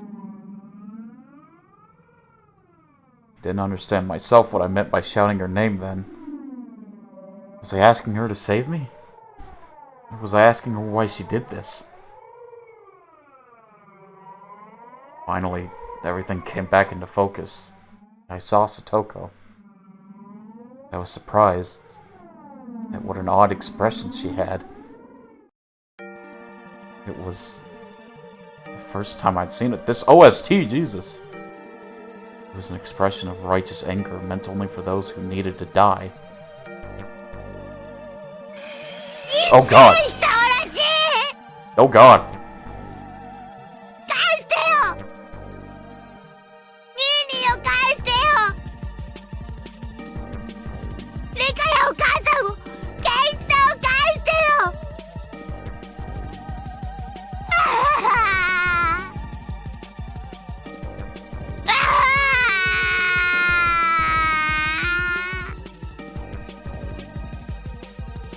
As she screamed, she jerked the bridge to and fro.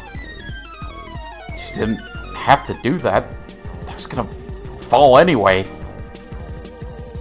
私はお前なんかには負けないんですのよ。たたりなんかに負けてたまるもんですか。お前になんか絶対に負けない。みんなを奪ったお前に絶対に負けたりなんかしない。サトコ、これだけは聞いてくれ。I don't know what my face looked like at the time. Golden, is that just like, is that your mantra? I like you say that no matter what the situation is. But it seemed like it was enough to quell Satoko's agitation. 俺のしたことは確かに褒められるものじゃない。いや、いけないことだったかもしれない。だけど、お前に幸せになってほしくってしたことだったんだ。それだけは信じてくれ。I have nothing to fear as I am not K2. Oh, okay. こいつ最後の最後でケイチさんのふりを。Satoko didn't seem to have any more desire to listen to what I had to say. For that to happen at the very end like this is tragic. お前に褒められたくてやったわけじゃなかった。お前に幸せになってさえもらえればよかった。俺たちはダメなんだ。お前が笑っていないとダメなんだ。だから俺が消えたら笑ってくれ。俺が死ぬことで新しい生活を迎えたならきっと笑ってくれ。それだけ約束してくれないか。喋るな！ケイチさんの口調で喋るな！おじを落ちてしま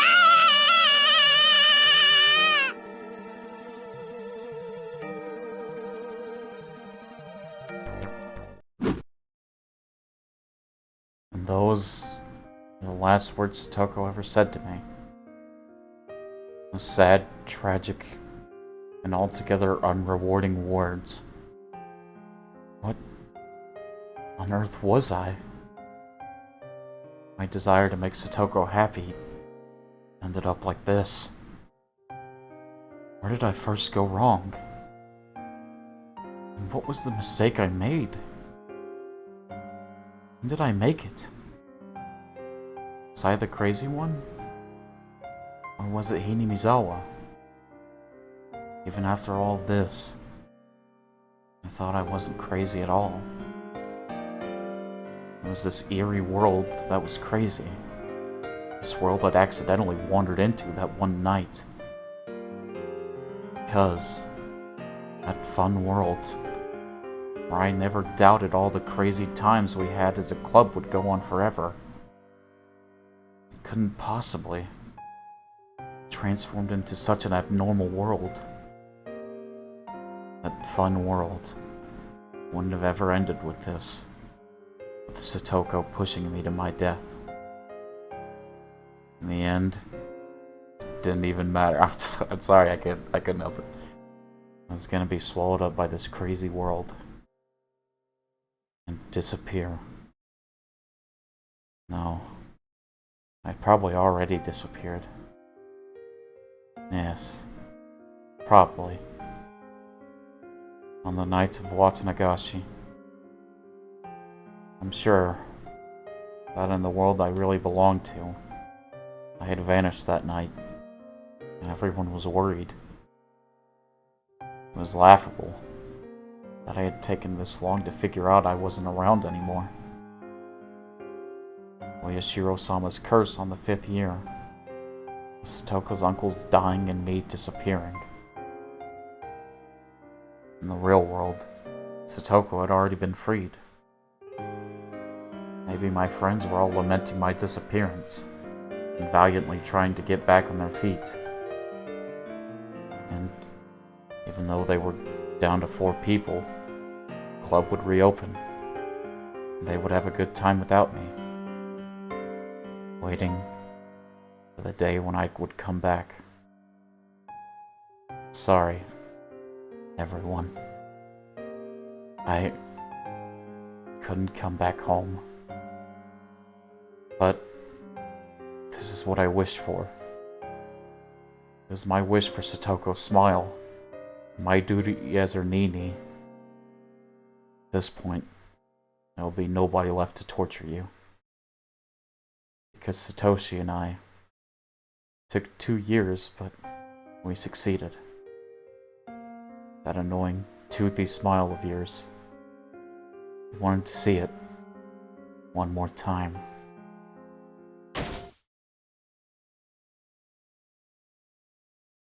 Is he dead? My pain wasn't gentle or merciful. It was a sharp pain, violent, powerful, ruthless. What little compassion I had receded in the span of a moment. And now, I could die. I could say goodbye to this insane world. Farewell, crazed Hinamizawa. Thanks for giving me the psychic power to kill people whenever I wanted. If you'll still allow it, I'll wish for one last thing. The death of this very world, of this crazed Hinamizawa, so that nobody would ever again have to find themselves lost here again.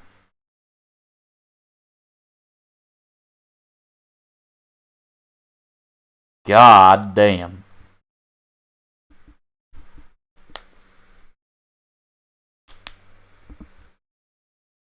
Is that the end of this chapter?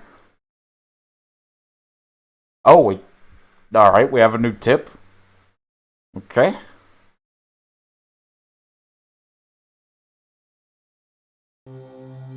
Research notes. Oyashiro-sama. Nobody really knows what characters to use to write Oyashiro-sama. Knowing this is hard partly because, depending on the time period, he has been called with various titles, with subtle changes to his name, and nobody knows the real one. The only thing all time periods agree on is that the four syllables O, Ya, Shir, and Shi, and Ro are always used. There is a theory stating the shrine, or Yashiro, dedicated to Oyashiro-sama, itself became an object of worship, and that people began calling it Oyashiro-sama, or Lord Honorable Shrine, but this doesn't make a bit of sense. I don't know whether this is related, but people say the Furaday family, the most respected bloodline in terms of worshipping Oyashiro-sama, actually inherited his blood. And in the legend, the Furaday family passes down. If for 8 generations in a row the firstborn child is a girl, the 8th daughter will be the reincarnation of Oyashiro-sama. If for 8 generations in a row the firstborn child is a girl... Oh shit. If we go by this legend, the characters used for Oyashiro-sama's name should be O for honorable, Ya for 8, and Shiro for generation. Honorable 8th generation? These character assignments are simply something I've thought up. There is no way to verify it. If this is true, then Oyashiro-sama would have been named as such under the assumption he would come again. The second coming of an object of worship can be seen in several religions, so this isn't unusual. But a few of these religions call the second coming of their object of worship a Day of Judgment, or something along those lines, and we must not forget they mean it to be the end of the world. Rika Furaday, pampered and loved dearly by the elderly folk in the village. The rumors say she is the 8th generation, and Oyashiro-sama. I do not know the family tree of the Furadays, but at the very least I can confirm that for the past 2 generations the first child has been a girl. Rika Furaday watches over Hinamizawa. If the village were to lose her protection, what would happen? Would peace between man and demon be lost? Would it once again create a hellish landscape where man-eating demons ran rampant? A gruesome feast of the demons who suddenly remembered how delicious the weak humans were, who could only cry, scream, and run for their lives. What would that look like? Just imagining it is enough to make my heart pound with excitement. Oh, is that Takano's notes? Okay.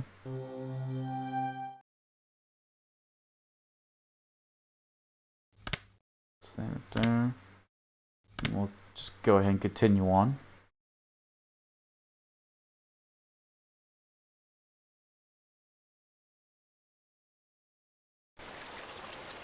My head was pounding. Is Keiichi still alive? The sky was bright. It was cold, too. It hurt. The sensation I felt led to a new and different one awakening. When I came to, I was lying face first on a dry riverbed.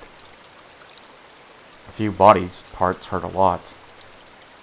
Skin over a bunch of my joints was torn, turned blue or red, or oozing blood. I could tell it was my bones that were in pain from the agony I felt whenever I moved. I looked up and saw how high the bridge from which I had fallen was. Considering I'd dropped from there, it was a miracle that I could open my eyes again. Right next to me was a broken, upside-down car seat, which I guess some pranksters had brought here.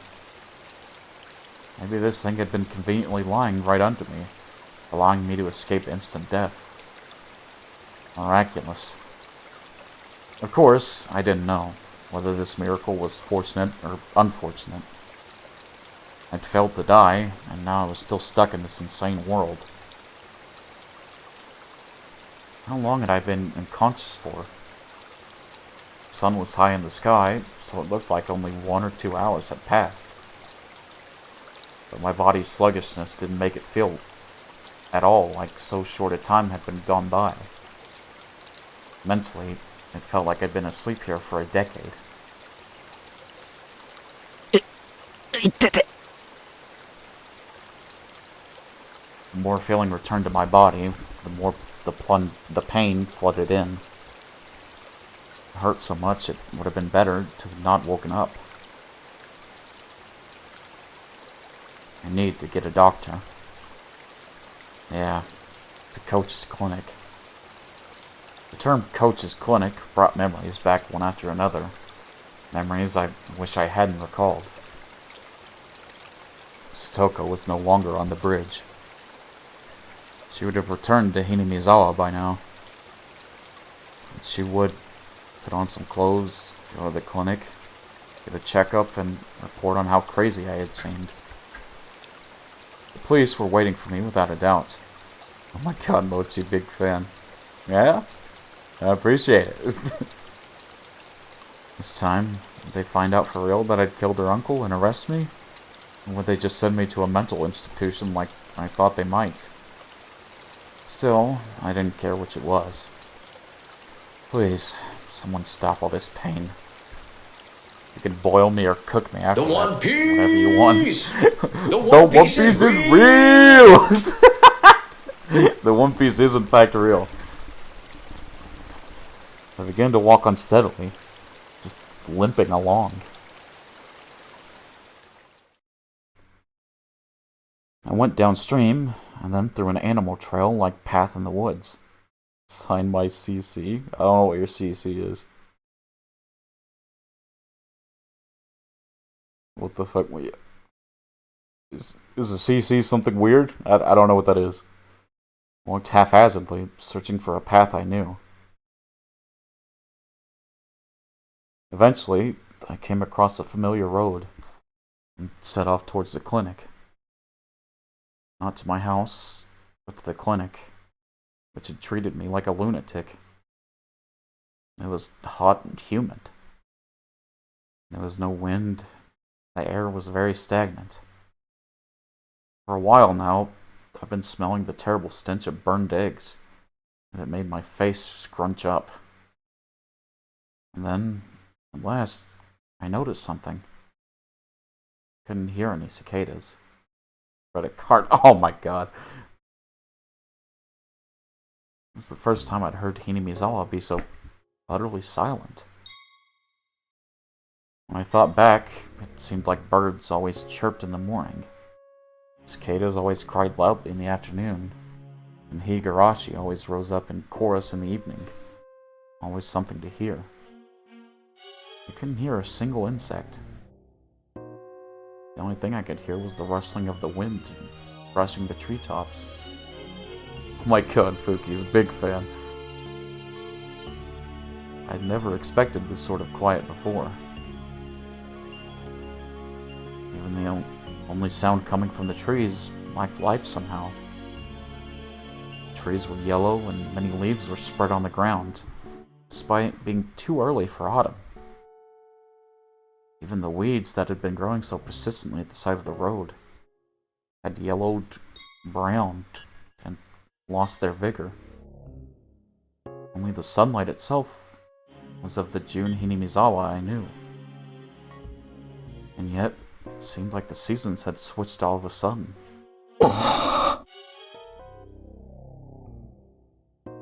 Looking at the fallen leaves and rotting weeds led me to a spot a few small insects turned on their backs. They aren't moving. They were corpses. I looked closer to see insect corpses scattered all around, like a child had collected them, samples, and then strewn them about. The stench. What? God damn it. What was it? It was terrible. Like burned eggs. I just got gnomed, dude. I can't.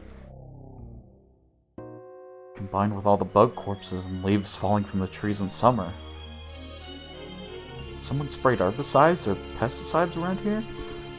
Everything and everyone is dead, isn't it? Because Keiichi wished for the world to die, that's what I'm guessing.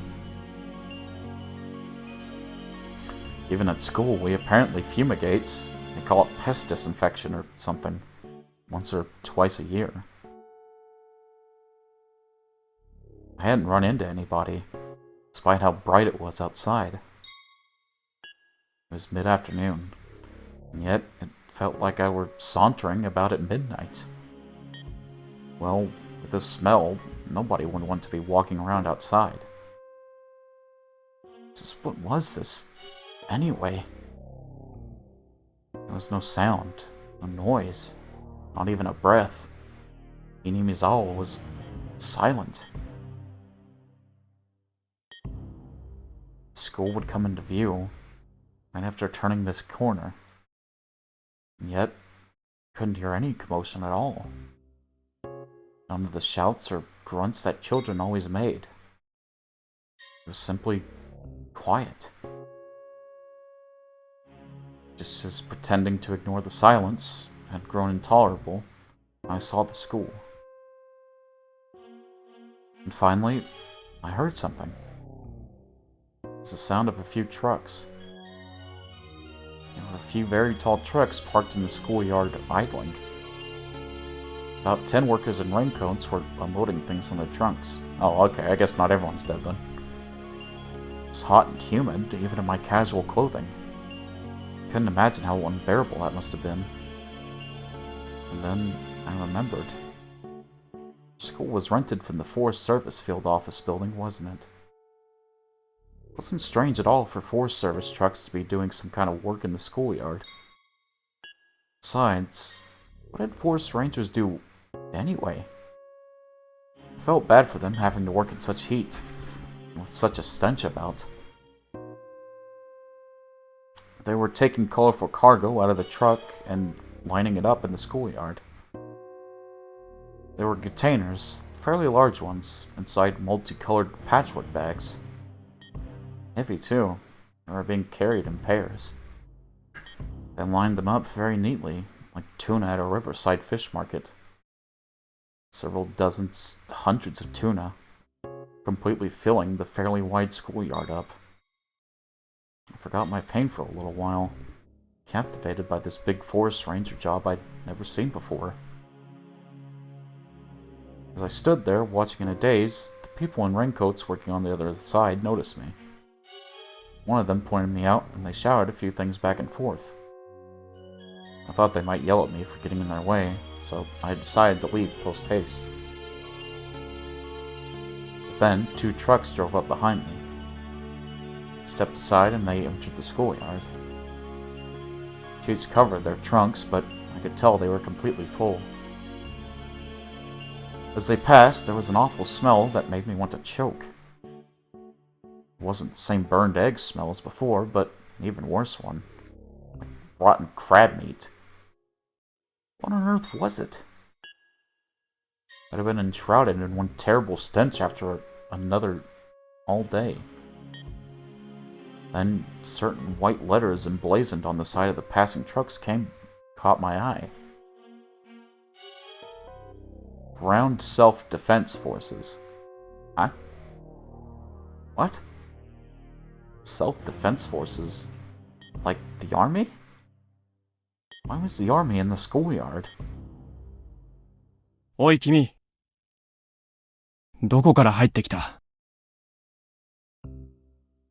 Suddenly, someone slapped me on the shoulder from behind. I turned around and a canopied SDF Jeep was parked there. The SDF person had on a green raincoat and a gas mask, like in the movies, carrying a compressed air cylinder. He didn't look normal. There wasn't an inch of exposed skin anywhere. どこから入ってきた？て。 When I tried to talk, I stretched a wound on my head. It made the SDF people exchange glances. I couldn't see their faces through their mask, but they seemed surprised. 君はひなみ様の住民か？住所と名前は言えるか？一応、ここに住んでますけど、名前は前原圭一です。あ、住所は獅子骨市ひなみ沢村。After seeing me tell them my name and address without hesitation, one of the SDF people watching from the jeeps started talking into a radio. 本部、応答願います。本部、応答願います。402生存者発見。繰り返す。402生存者発見。場所は営林署入り口前。This is base, we copy. Secure the survivor at once. What is his status? 生存者は健在。Healthy? What? My man's bruised and beaten. 全身に外傷を認められるも、生命に支障なし。自立歩行可能。これより保護し、本部へ送致します。I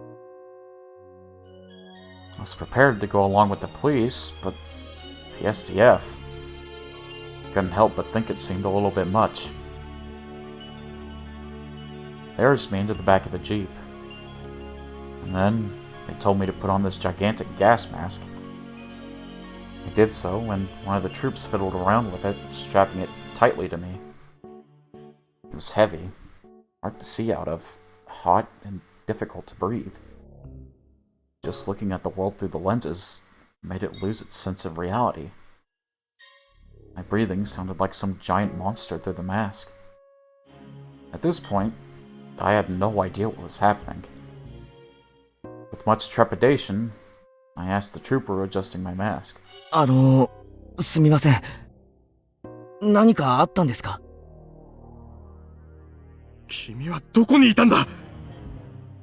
何をしていたんだ？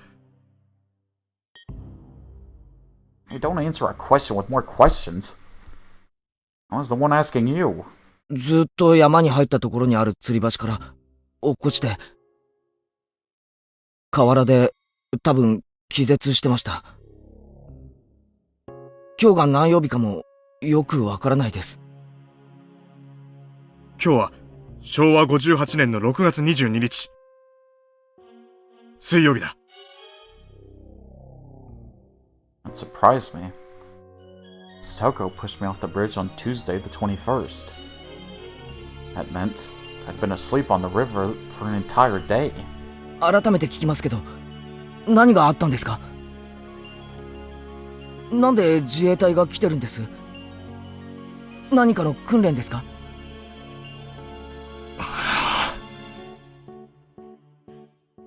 Had my question been that difficult for him? None of the troopers would answer me. The one in the driver's seat talking on his own radio turned on the vehicles. He turned the dial and some broadcast station or another came in. started to listen to the voice of a radio announcer I was familiar with. より首相官邸で行われました。記者団からの自衛隊の災害出動が迅速に行われなかったことが前例のない未曾有の大災害に直結したのではないかとの質問に対し、奥野官房長官は次のようにコメントしました。でありまして、県知事からの派遣要請を受けて迅速に対応したものと思っております。と、このように述べ、要請を受けてからの自衛隊の出動は迅速であった。むしろ、県側の事態把握に遅れがあった可能性を示唆しました。そもそも、自衛隊の派遣を要請した県知事は、災害発生から前例のない大災害であることをいつ認識できたのか、そして災害派遣要請までにいわゆるお役所的なロスタイムが生じ、被害の拡大を招いたのではないか、今後の究明が待たれています。首相官邸より報道部の尾形記者がお送りしました。さて、ここでもう一度災害発生からの行政の対応を振り返ります。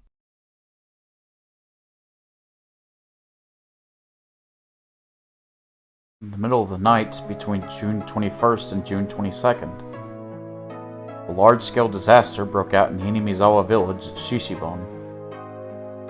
The details have not yet been investigated. There was an eruption of volcanic gas from somewhere in the Hinamizawa area. The gas was relatively heavy, and as it spewed out, it began to flow. That flow went down along a small river and headed directly into Hinamizawa village. After a few hours, it had covered the entire region. It happened in the middle of the night. 2 to 4 a.m. Every home and household in the village was afflicted. With most of the residents asleep, it is thought that all died without noticing the crisis. The catastrophe striking in the middle of the night caused its detection to come too late. But there was still one small opportunity to have noticed it. 3 a.m. A news dealer's shop in Okinomiya sent a vehicle carrying the morning newspaper to its branch office in Hinamizawa. Usually the shop would be contacted upon the vehicle's arrival, but this morning that didn't happen. The news dealer's shop made repeated calls but got no response. The shopkeeper sent his eldest son to check on things, but they lost contact with him as well. 非常に悔やまれています。この時点で警察か消防への連絡があったなら、事態はもっと改善されていた可能性が高いでしょう。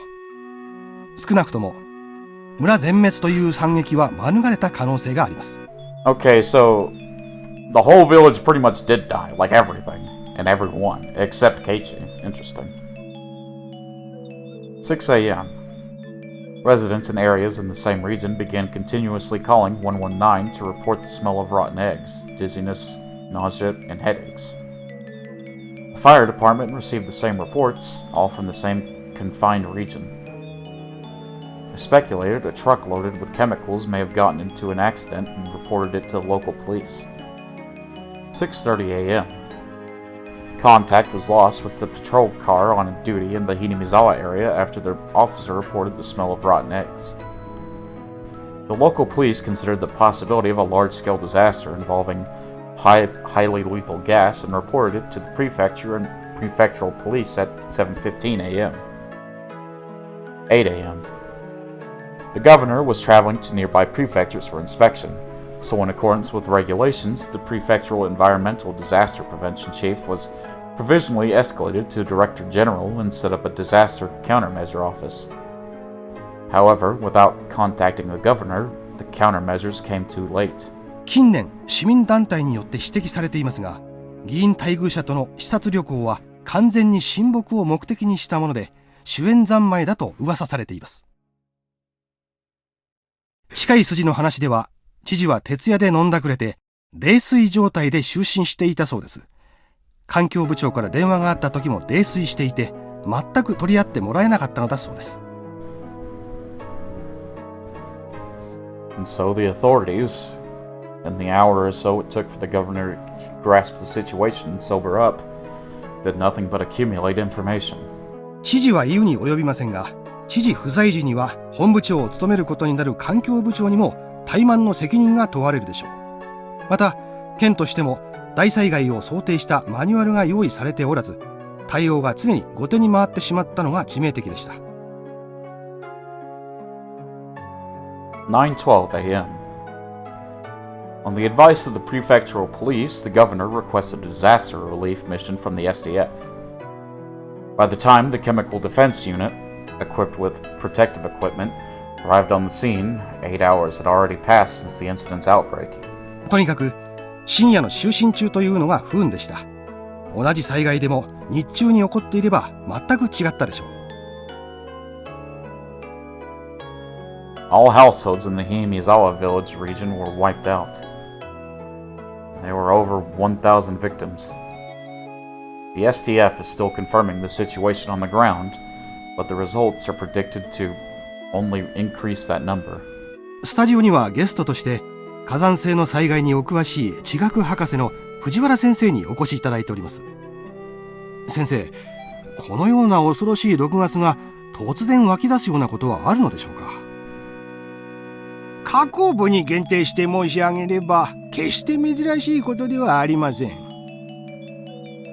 火山大国日本にはたくさんの活火山がありますが、それらの火口部はいずれも危険なガスの噴出する危険性があり、一般登山者も火口部周辺には立ち入らないのが一般的です。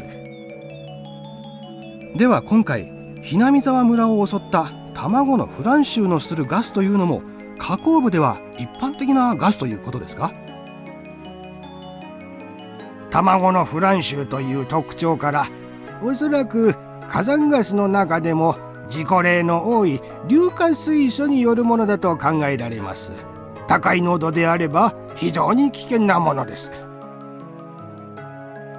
ひなみ沢村は火山の火口部とは全く縁遠い場所にあるわけですが、そういった火口部でない場所にもその硫化水素が発生することがあるのでしょうか。詳しいことが分かっていないので、まだはっきりとしたことは申し上げられませんが、外国の例で温泉の地下のマグマだまりからガスが噴出したという記録があります。極めて希少な例ですが、必ずしも火口部でなくても発生の可能性はあるということです。先生、ありがとうございました。今、防衛庁から発表があった模様です。防衛庁の森川さん。はい、防衛庁です。先ほど防衛庁はひなみ沢村ガス災害の主原因となった火山性ガスについて、陸上自衛隊科学学校での分析の結果、二酸化炭素と硫化水素の混合ガスによるものだったと発表しました。Did they say Miss Morikawa and then some dude kid? What? 森川さん、そのガスは依然として噴出を続け、周囲に拡大しているのでしょうか。現在、ひなみ沢村で救助活動に入っている自衛隊第9師団の報告として、ガスの濃度は徐々に薄まりつつある。これ以上の被害の拡大はないと発表しました。ですが依然、ひなみ沢村地区は危険な状態にあることには変わりなく、今後も注意深く監視を続ける必要があるようです。防衛庁から報道部の森川記者がお伝えしました。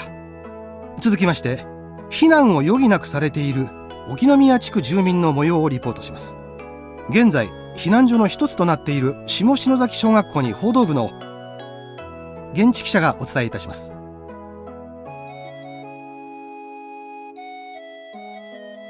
何ですかそれ。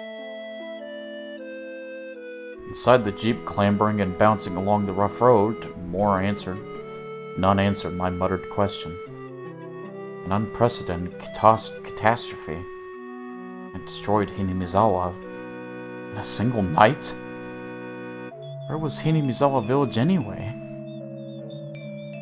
Someplace deep in the mountains, right? Names of places I'd heard about on the radio were always like that. They were all places I'd never heard of, much less knew the locations of. Wiped out? What does that mean? Don't they usually say how many died?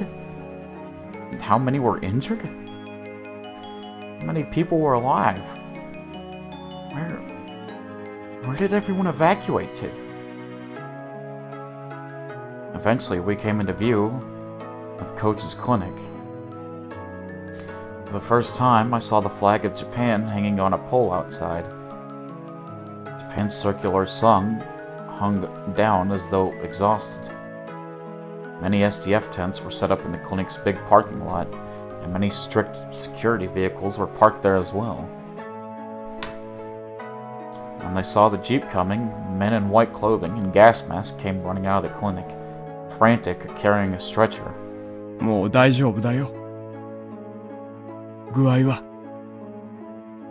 歩けるかい？歩けます。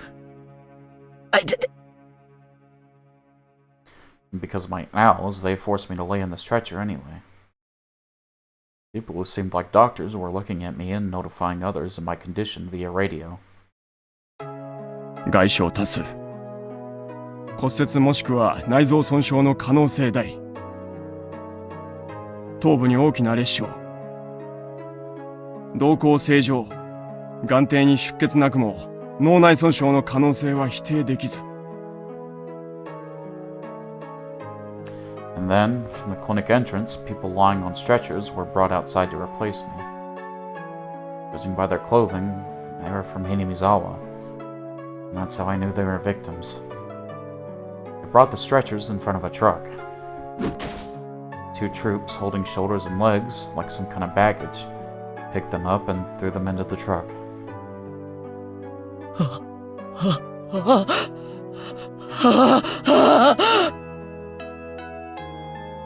In the trunk of the truck, people's bodies, piled in heaps. They were just like baggage. That told me they were already nothing but shells. At that moment, I remembered all those colorful sacks filling the trunks, and them lined up in the schoolyard like a fish market. Hundreds of empty shells. Corpses. Corpses. Corpses. Corpses. Corpses. Corpses. Corpses. Corpses. Corpse! Corpse! バカ！犠牲者を粗末に扱うな！彼は村の住民だぞ。The troops carrying the sacks answered with a humble salute. The world didn't need this insane version of Hinamizawa. My final wish, again, was granted.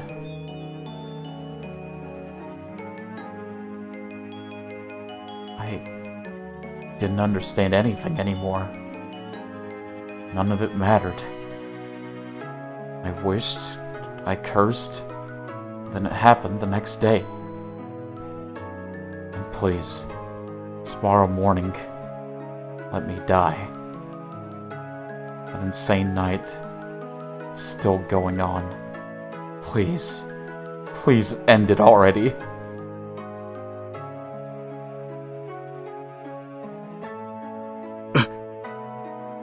おい、意識が損失したぞ。患者の名前を呼びかけろ。早く。前原くん、聞こえるかい？聞こえるなら瞬きでいいからしてくれ！前原くん！前原くん！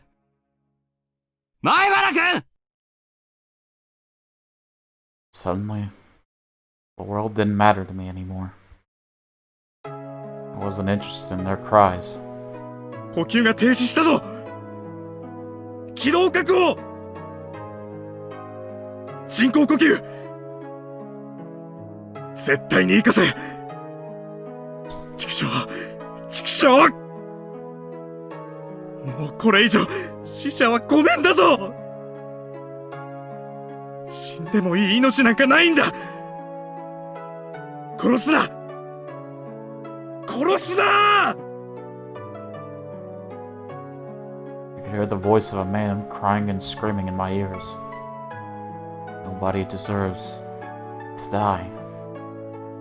Those words came from his heart. They were so commonplace. And they soaked into my heart, too. Maybe it was a mistake to take someone's life, even if it was to save Satoko. If this is the price I had to pay, this horrible tragedy, and this is a little much, Oyashiro-sama. Why did you never punish me? Come to think of it, Satoko said something. Oyashiro-sama's curse never goes for the target at first. It kills everyone they loved before that. Oyashiro-sama's curse. It is a convenient excuse I told myself at the very end. But it wasn't my curse that destroyed it. Oyashiro-sama's. Given that I was in a stretcher, the next bit might have been obvious. Last of all, I realized one thing. Yeah. Today, I had not heard those footsteps following me, even once. And now, I was liberated. As the cries of the Higurashi I couldn't have been hearing filled my mind. A tearful ensemble was the only funeral march I had.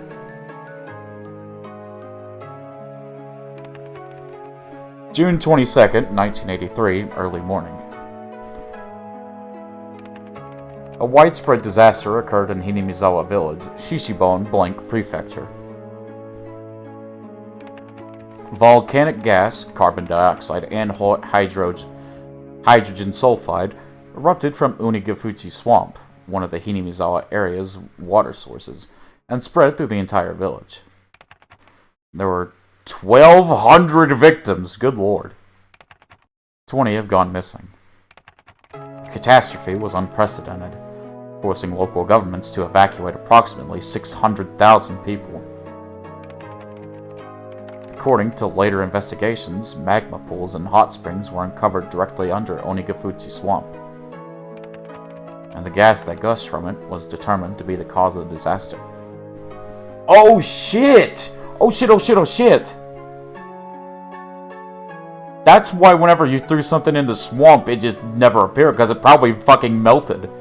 And that last shit that Keiichi threw in it, the bat and the motorbike, that caused the stuff to leak. Or like start to break open. And so ultimately he pretty much did just on that night kill all of Hinamizawa. Shit, dude. That's what I think, at least. In addition, directly after the incident broke out, many came forth claiming this disaster was a curse based on Hinamizawa village legends, first sparking a wave of chaos. There were apparently local legends of a curse spreading a miasma, destroying the village. Some scholars believe a similar gas disaster may have happened in the past, and remained part of these legends. More extreme periodicals suggested this was an extension of the string of freak death incidents that had been happening in recent years in Hinamizawa village, stirring interest in the theories about this curse of Oyashiro-sama. In addition, relatives of those in Hinamizawa village who had escaped the disaster complained of sickness afterwards and were hospitalized. Some of them even died of unknown causes, further encouraging such extreme opinions. On top of that, several relatives professing to be possessed by Oyashiro-sama's curse committed suicide in strange ways. And the impact that disaster has had on the entire nation can no longer be ignored. Wild visions of terrible toxic gas sneaking around in the middle of the night, killing people spilled across the country, causing a steady stream of people complaining of insomnia, difficulty breathing, headache, dizziness, etc. Some who identified themselves as being obsessed by it began doing odd things. Most of those were mistakenly attributed by the tabloid press. But afterwards, some even began to call the mental issues arising from the Hinamizawa tragedy the Hinamizawa syndrome. The Hinamizawa village region, the object of all kinds of rumors and speculation, is currently closed off, and even flying overhead is prohibited. The prohibition was, at one point, undone as a result of decrease in the gas's density, but that autumn another gas burst was confirmed, leading to the area being cordoned off again. Word is that the area is sound asleep, all traces of its former life intact and left to rot. God damn. Only one survivor remains, Keiichi Maibara, age blank, who lived at Hinamizawa village. At the time of rescue, he had some trouble breathing due to fluid buildup in his lungs, but as a result of life-saving procedures, he was kept alive. He is currently in a general hospital somewhere in the prefecture. The press have been asking for him for some time, but all interviews are being refused. What did he see in Hinamizawa? What happened between June 21st and June 22nd in Hinamizawa village? Today he remains silent, unwilling to speak of it. God dang, boys. Oh, what? That was too quick for me to read. Oh, this is all the deaths. Went missing during an investigation.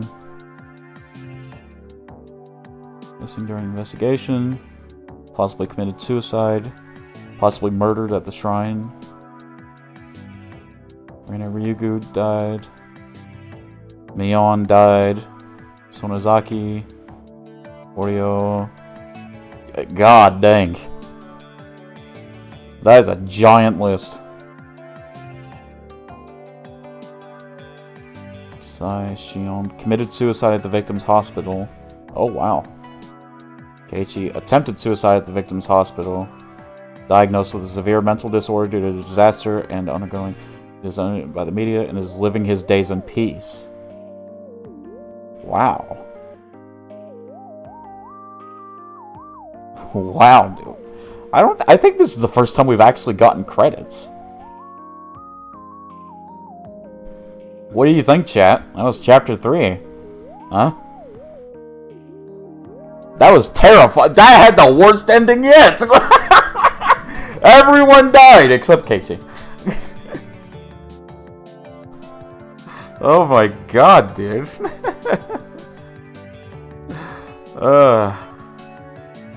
Wow. Alright, man. It is what it is, I guess. Wow. Higurashi, When They Cry. That was chapter 3. Tatagoroshi.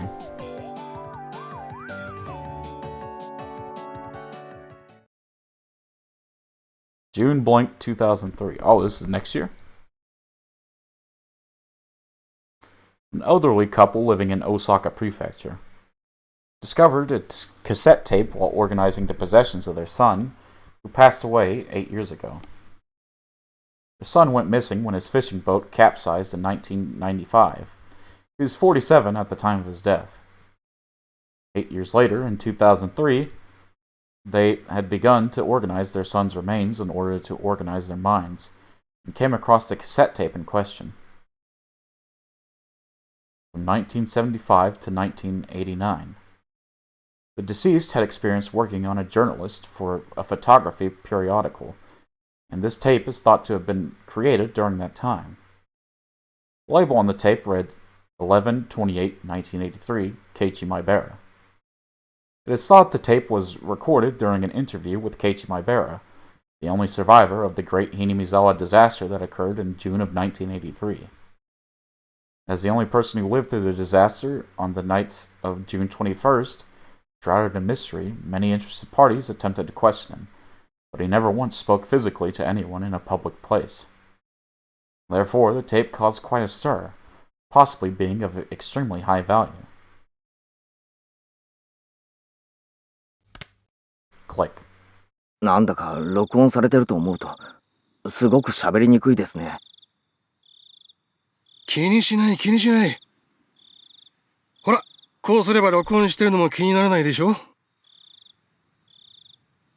After this, the sound quality dramatically decreases. Did he cover the recording device with something? じゃあ始めるね。まず最初の質問から。圭一君はあの大災害の夜どこにいたのかな？ I gotta take a whiz real quick. Give me a second.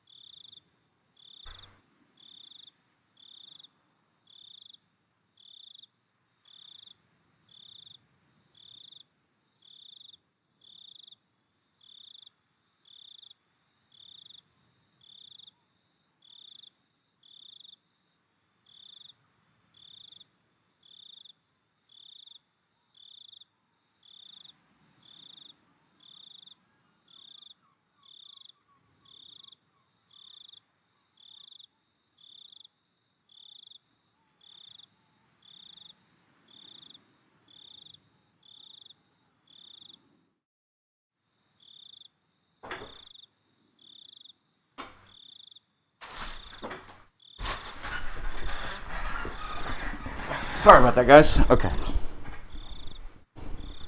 神社から裏に抜けて、ずっと林道を進んで、吊り橋があるんですよ。山に入る少し前に。そこから落ちて気を失ってました。それは大災害の夜、つまり21日から22日にかけての深夜のこと？いいえ。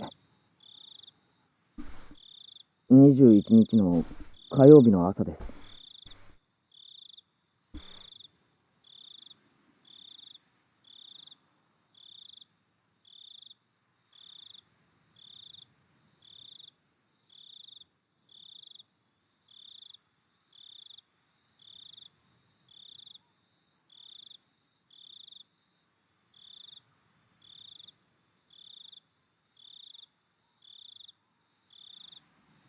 それで、次の日の昼間に目を覚ましたわけですから、1日半はそこで気を失ってたと思います。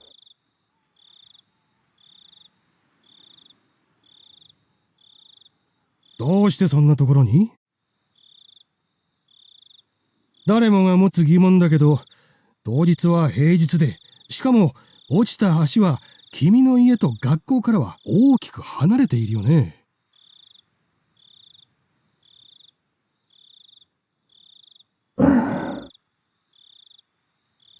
ざっくばらんに言って、君が大災害の発生を事前に知っていて、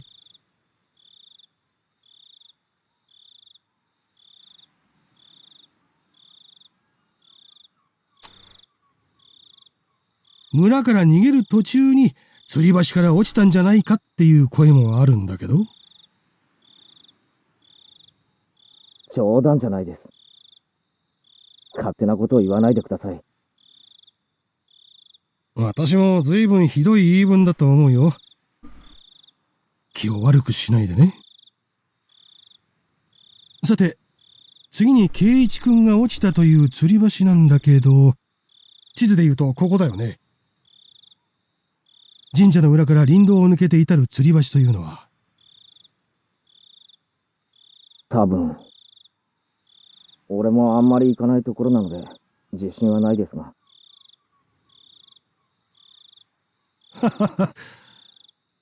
そんなに行かないところに、どうして平日の朝に行ったのか、疑問は尽きないけどな。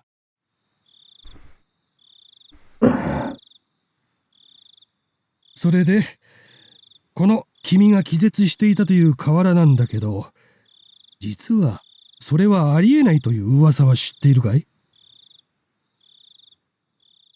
ありえない。また、ありえないですか。また。まだ。For a little while, Keiichi Maibara mutters the word impossible several times. どうしてありえないと？火山ガスが発生したのは鬼ヶ淵という沼なのは知ってるよね。それで学者の先生が緻密な模型を使ってシミュレーションをしたら興味深いことが分かったんだってさ。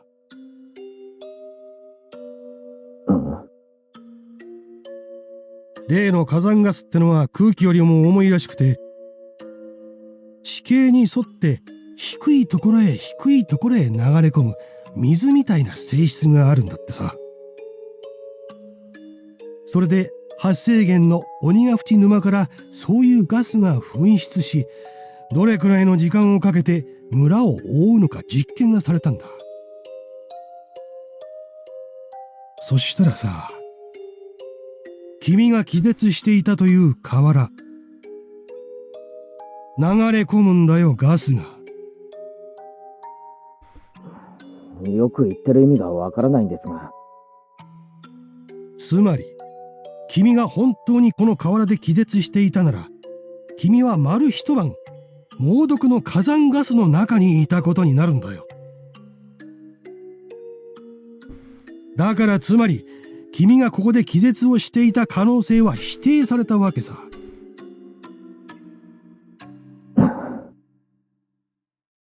もっとざっくばらんに言うよ。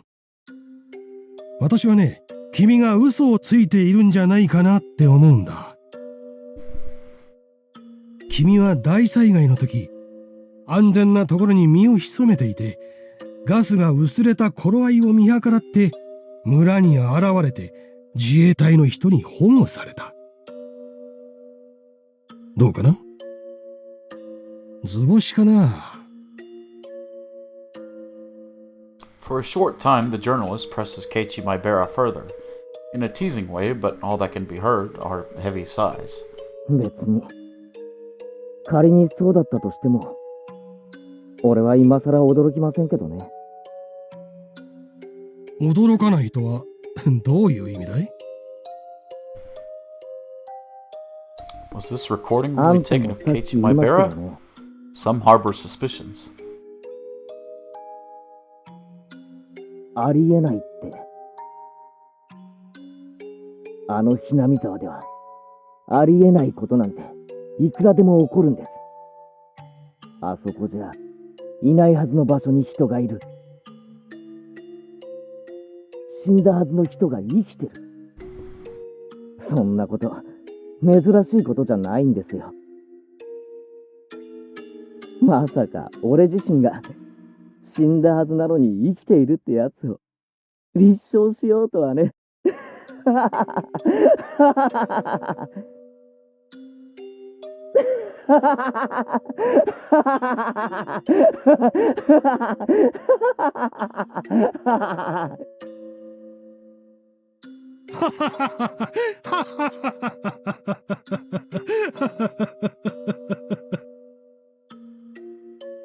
The journalist and Keiichi Maibara both laugh for a while.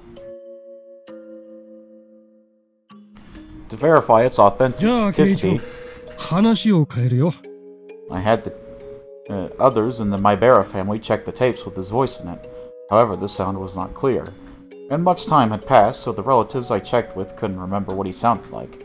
I was unable to gain positive proof it was actually his voice. あの大災害が、ひなみ沢連続開始事件の5年目のたたりではないかという話についてはどう思う？いや、それはないですね。5年目のたたりは俺ですから。え？はははは。何のこと？何のことって、あんたの話に対する答えですよ。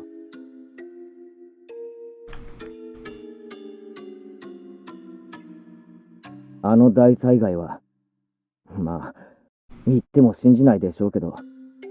Doubts also remain regarding the date November 28th written on the tape. 俺が起こしたんです。俺がね、こんな村、丸ごと死んじまえって願ったから怒ったんです。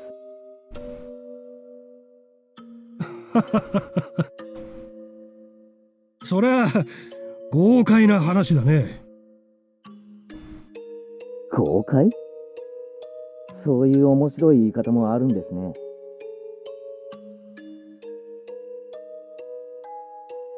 高野さんも俺が殺したし、監督も大石も俺が殺した。Thank you. Thank you, soldier. After Mibarakechi's failed suicide attempt on a certain August day 2 months after the disaster, he was diagnosed with a mental disorder and transported to a treatment facility. あの時の俺にはね、何か神がかり的な力が宿ってたんですよ。そう。例えるなら、足音かな。足音？って、なんだいそれ。あんた、足音を聞いたこともないんですか？ペタペタ。ひたひた。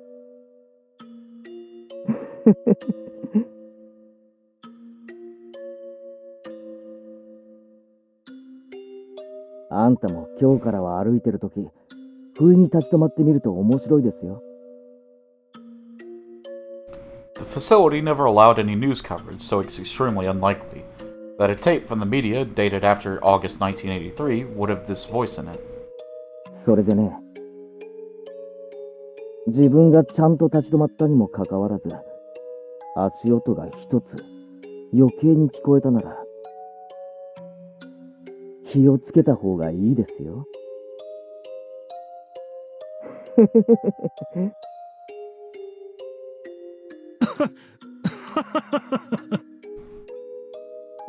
そうだね。気をつけるようにするよ。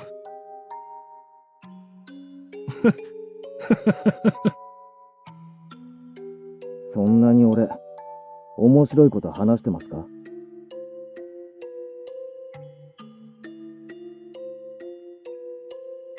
あんた、さっきからヘラヘラと笑ってばかりですね。However, the reporter had been criticized for his forceful methods of collecting data while he was active, so there is still a possibility that he broke into the facility and forced Keiichi Maibara to talk. 監督と同じだ。俺のことを同情したり、話を聞いたりしてるふりをしながら、その実、人のことを異常者扱いしてる目だ。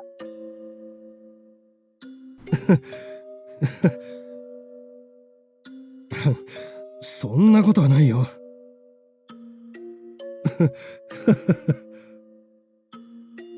いや、俺にはわかるんです。あんたの目は監督と同じだ。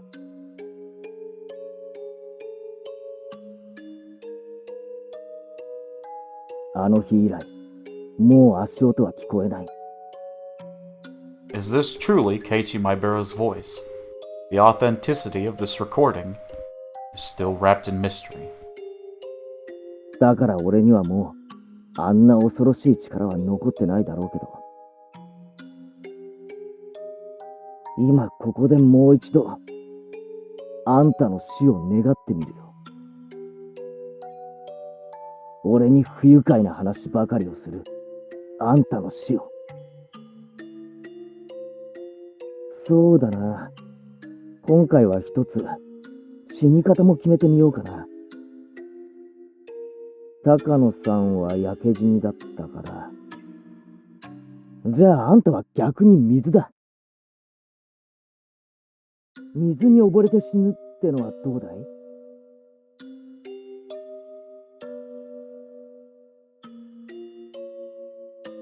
絶好調だった当時の俺なら、次の朝までには必ず死んでる。15 years after this tape was created, the reporter, just as Keiichi Maibara had predicted, had died in an accident out in the sea. Wow! Huh. さてあんたは何日後に水で死ぬかな。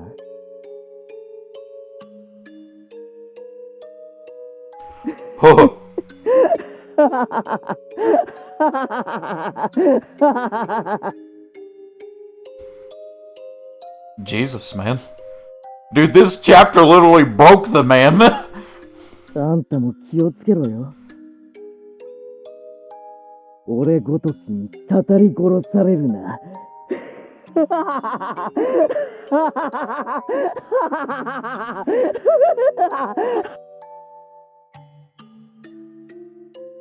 Dear Lord. The recording ends in the middle of Keiichi Maibara's laughter. And Keiichi Maibara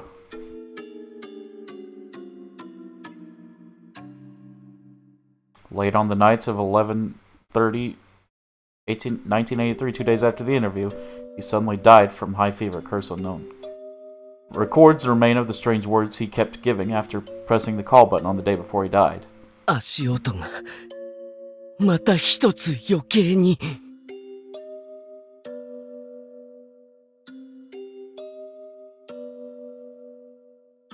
Wow.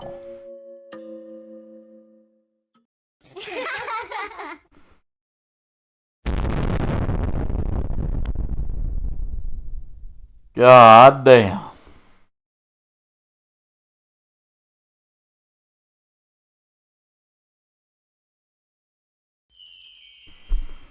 New scenario has been unlocked. All cast review section. Alright. Guess we got another one of these.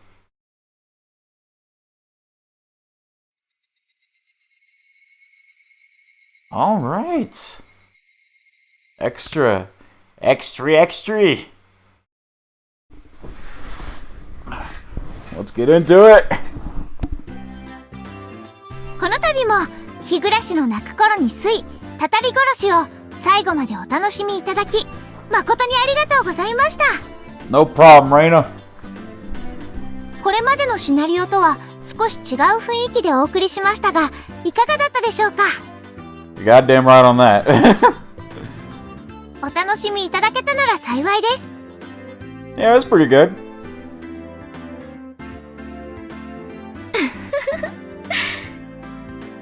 今回も胸のすくようなバッドエンドだったわね。 Talking to I would just get used to the bad ends at this point. Because that's just gonna be every chapter.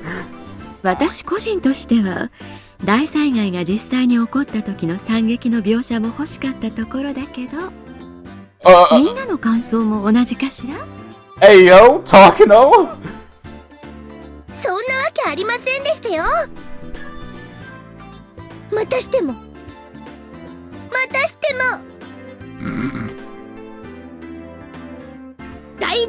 大バッドエンド。 Yup.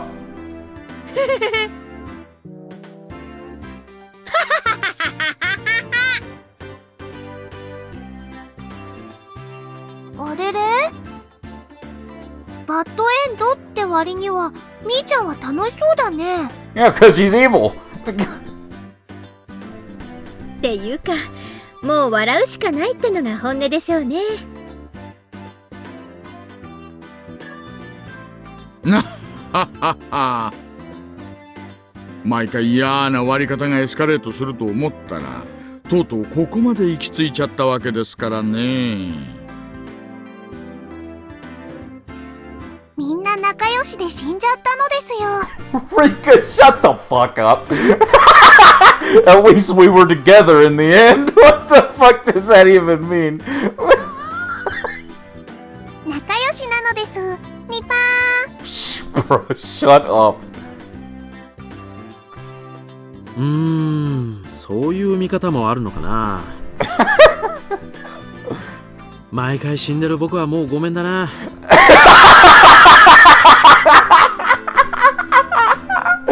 Bro, Tomitake said, "Hey yo, why do I get to keep dying? I'm tired of this shit." Bro. たまには死なずにエンドを迎えたいね。I'm sorry, my man. 富武さんって時報みたいな役割なんですよね。富武さんが死んだら、あ、後半戦突入だ。Basically, she's not even wrong. みたいな。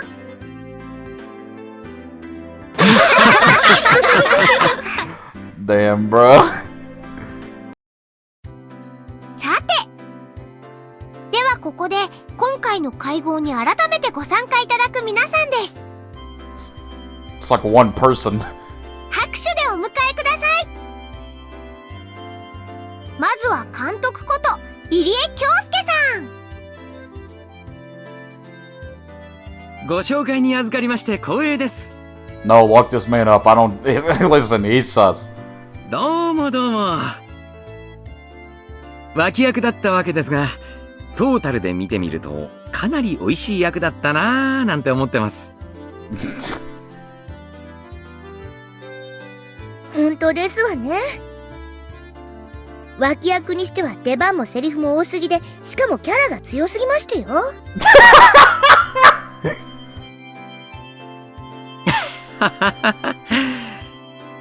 今後どれだけ出番があるかは分かりませんが、その説は応援よろしくお願いしますね。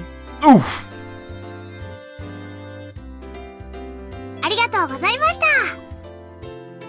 では次に我らが担任、知恵ルミ子先生。She's always been in. What are you talking about? She's always been here. 皆さんどうもこんにちは。いろいろと登場シーンもあったのですが、今回カレー勝負で目立つシーンをいただきまして。Oh, true, yeah. カレーをバカにする人は許せません。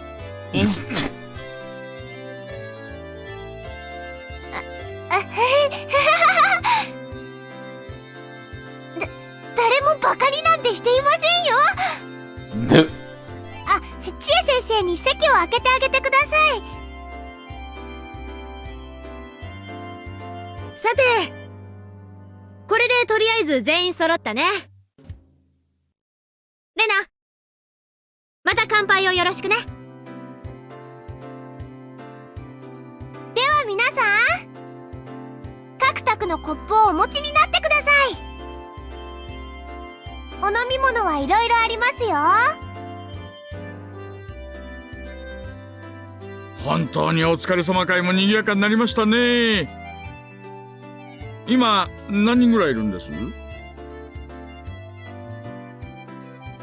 私たちを加えて多分10人くらいはいると思います。未成年人と成年人の人数比がこれでやっと互角かな。これで胸を張ってアルコールが飲めるね。ビールってなんで冷えてるとあんなに美味しいのに、ぬるくなるとあんなにまずくなるのかしら。Talking to, I think that the beer in general just tastes like shit. Cold or warm. 七不思議の一つよね。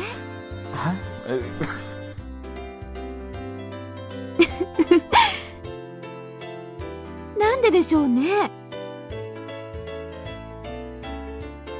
さあビールを継ぎますよ。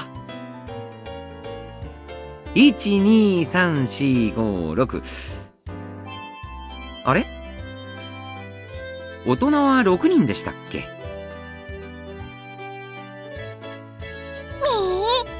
で、僕も泡麦茶がいいのです。リカちゃんもお酒はダ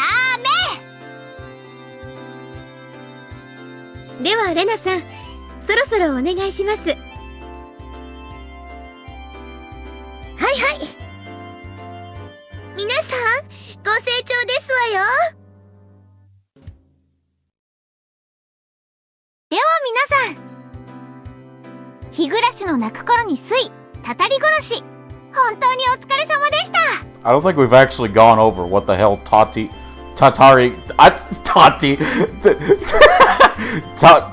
Garoshi even means. 乾杯。せーの。乾杯。Yay!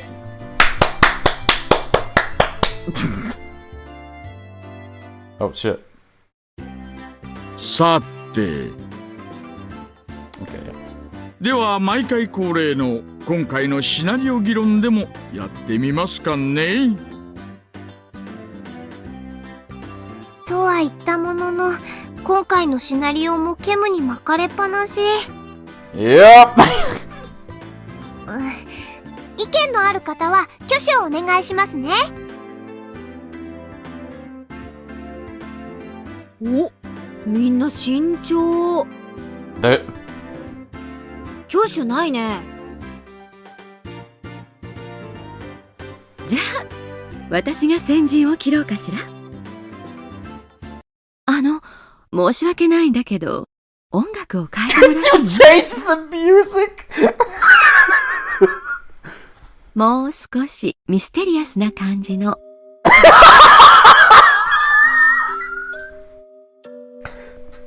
ああ、これがいいわ。Yeah, that's good. ムードが出まくりなのです。God damn it. では、高野さん、お願いします。多分ね、たたり殺しのシナリオだけを吟味しても謎は解けないんじゃないかと思うの。Can we explain what Tatari Goroshi means? そりゃ同感だね。ここまで物語が重なれば、そういう仕掛けがあることは明白だしね。そんな仕掛けありましたかしら。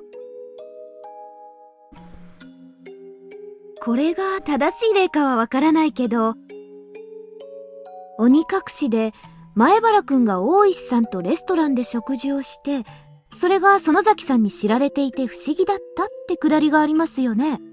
Right.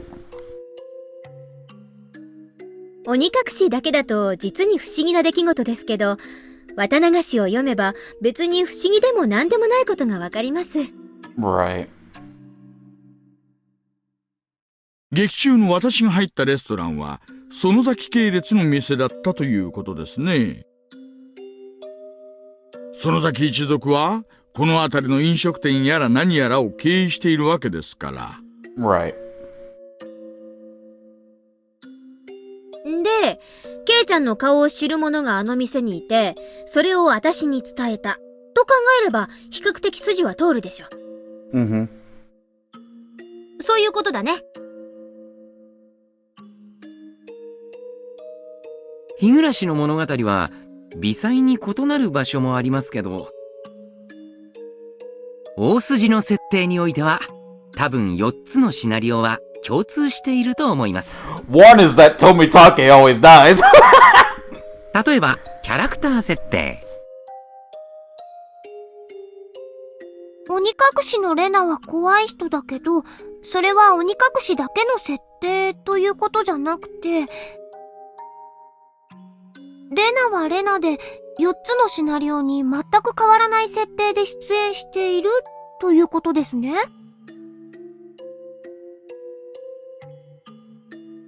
全く変わらない設定というのは同感。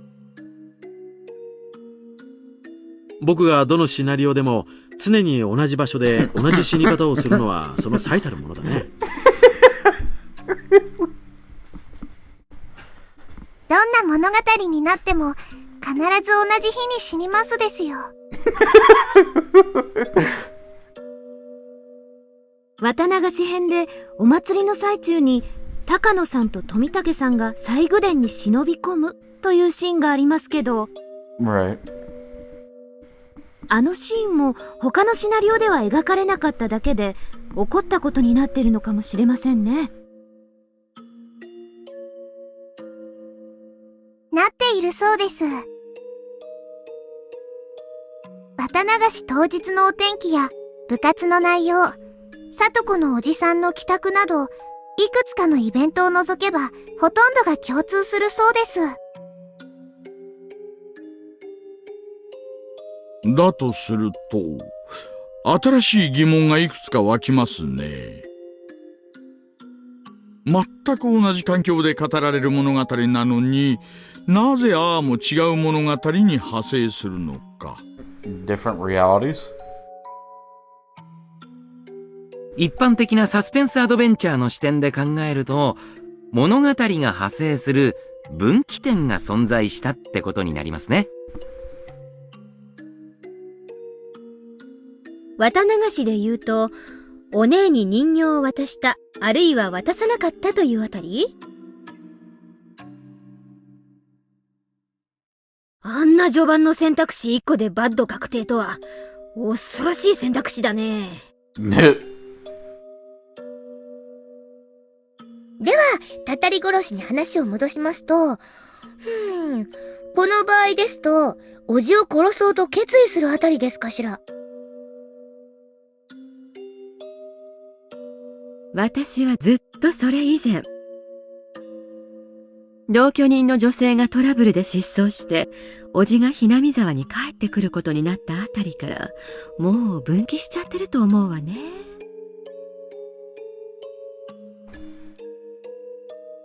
では、一番最初の鬼隠しの分岐はどこなのですか？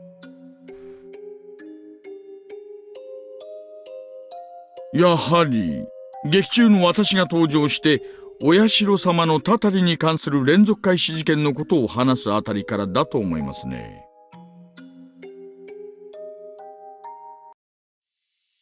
今思ったんですけれど、ちゃんと圭一さんがミオンさんの気持ちを理解して、それで大石さんも私のおじさんも現れなかったら、何も起こらずに平和に過ごせるってことなんじゃありませんの？ Not necessarily true? へえ。さとこにしちゃ本質ズバリじゃないのよ。確かに言えて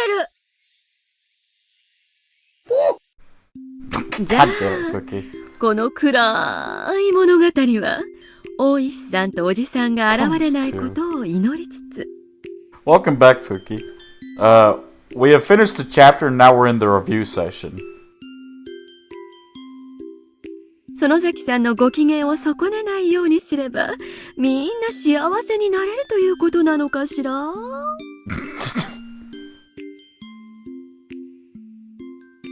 イェーイ、おねえ、バッドエンド要因。みんな気をつけてね。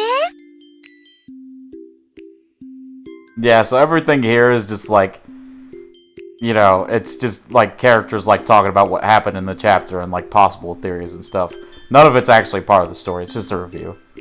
おねえの機嫌を損ねると、バッドエンド確定ですよ。And that's why there's a bunch of fourth wall breaks and all that. 何よそれ。シオン、あんたには次は容赦なく痛い目見させてやるからね。Ouch, Fuki. 泣いた謝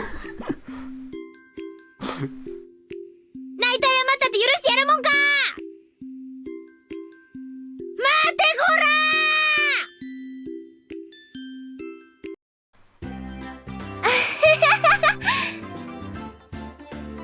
これまでの物語の謎は全然解けないけど、どうやったらこの物語が大団円で終わるかのグッドエンドの推理はできちゃいましたね。本当にそれで幸せになれるんでしょうか。大石さんと北条哲平さんの不登場、ミオンさんのお人形の件、本当にそれさえ気をつければいいんですかね。そうそう。みんなは一つ大きな最後を忘れてるよ。Whoa, forgetting, I still die every chapter. ひなみ沢大災害という天災を忘れたかい？天災は防ぎようがないですわよ。村のみんなにガスマスクを配って引っ越しでもしますの？あれはきっとお社様のたたりなのです。Yep. だから、お社様を怒らせないようにしなければならないのですよ。なははは。ややこしい話になってきましたね。つまり、お社様も怒らせてはダメと。お社様を怒らせないためにはどうすればいいのでしたっけ？ダムの計画そのものがきっとダメなんでしょうね。ダム計画がそもそもなければよかったんじゃないでしょうか。それは難しいわよね。いや。だとしたらお怒りになったお社様を鎮める儀式が必要ね。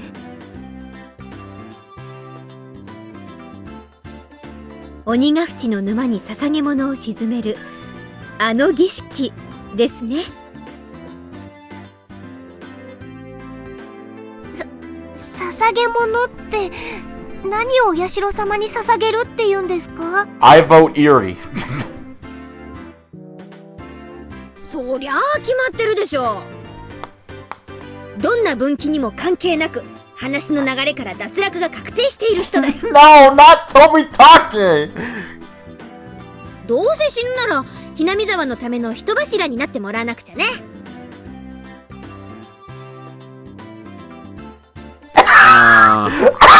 その脱落が確定している人ってやっぱり僕のことかな。 Stop killing my man! やっぱり二郎さんはこの物語に欠かせない重要な役割の人だと信じてたわ。 God damn it, dude. お役目を立派に果たしてちょうだいね。 Jesus.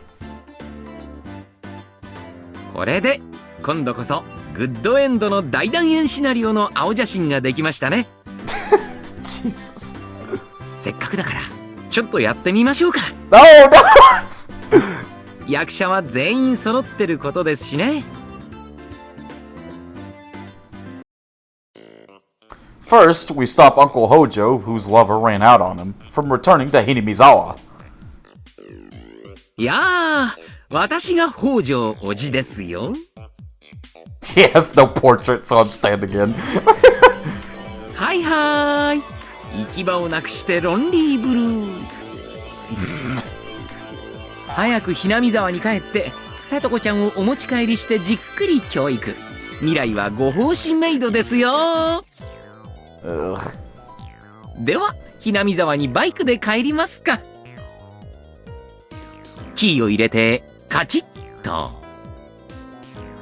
カチッ。カボーン。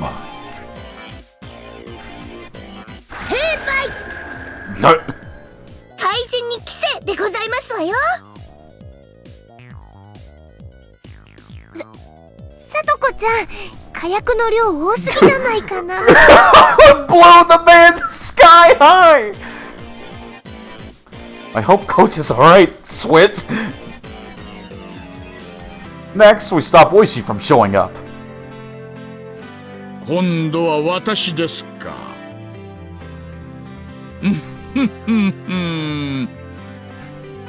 私の名前はクラウド大石。ジャジーでブルースな感じがだいぶイケてるナイスミドルですよ。Oishi, shut the fuck up.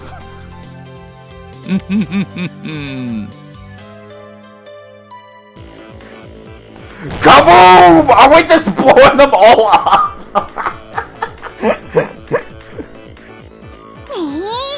God damn it. 成敗なのです。 Judgment free. そして忘れちゃいけないのがお姉へのアフターフォロー。ささお姉、可愛らしいお人形さんですよ。よかったでちゅね。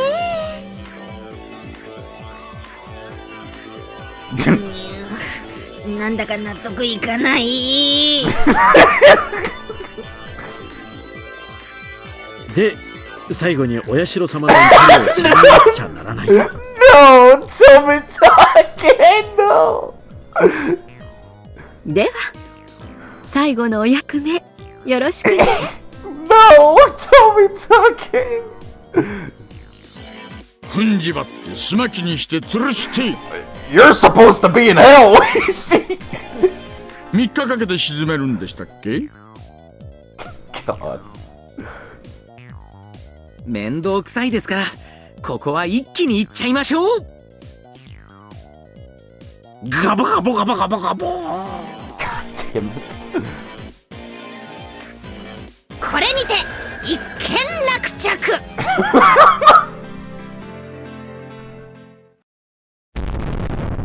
The end! なんでか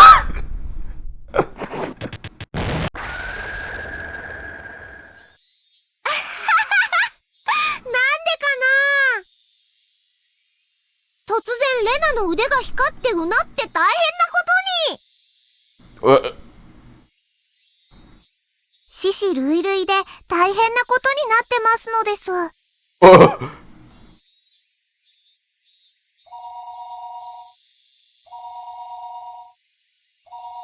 あれ、電話だ。もしもし。あ、ケイチくん。ケイチタイム。お疲れ様です。おうおう、相変わらず大盛り上がりみたいじゃねえか。こっちは次回の台本読みで相変わらず忙しいってのに。まあいいや。今日の俺は機嫌がいいから嫌味はなしにしてやるぜ。シオンはいるか？もう行っちまってもいいんじゃないか？あれ。あれ？今ここで発表しちゃうんですか？とはいえ、もうすでに分かってる人たちもいるでしょうけど。Wait, what? Wait, what? シオンさんとケイイチさんの二人っきりの秘密ですって？ Uh-oh. 何よそれ。聞いてない聞いてない聞いてない。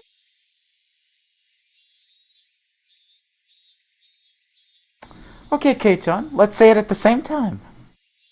1, 2, 3. The main character of the next story will be Shion Sodazaki! Okay. Alright.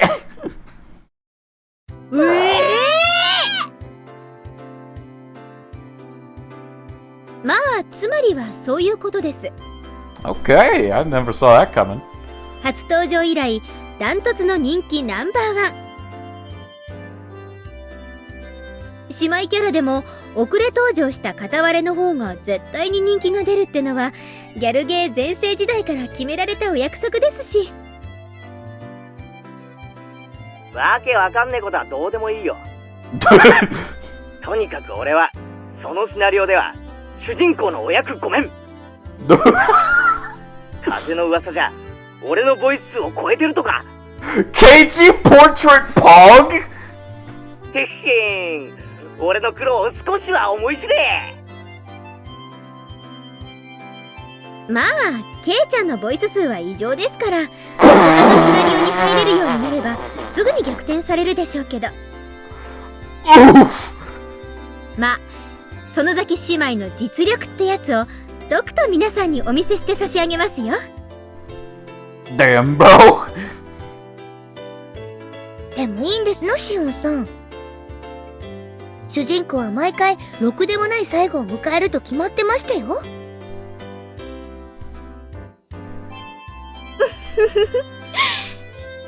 まあ、これまではね。でもね、次回からは必ずしもそうはならないんですよね。日暮の泣く頃に睡も、今回のたたり殺しと外伝の染め写しで一区切り。ミステリアスな謎を次々と提示してきた出題編はここで折り返しになり、次の章からは、これまでの謎に挑み、そして、さらなるドラマの幕開けとなります。Oh.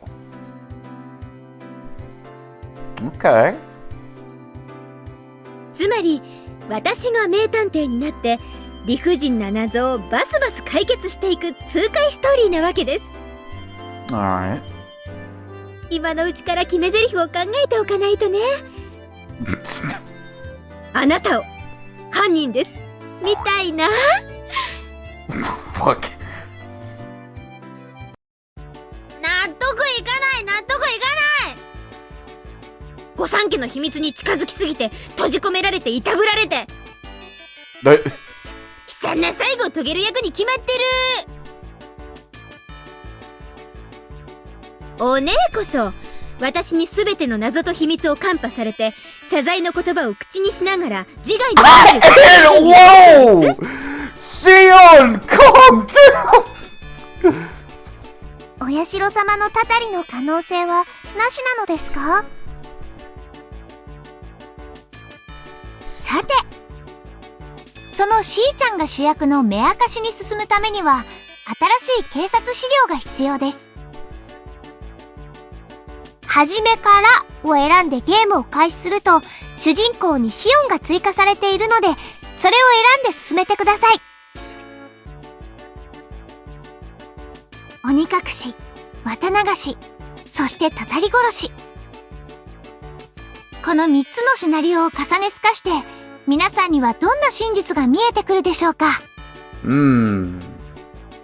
推理はまとまるどころか、ますます煙に巻かれていくだけ？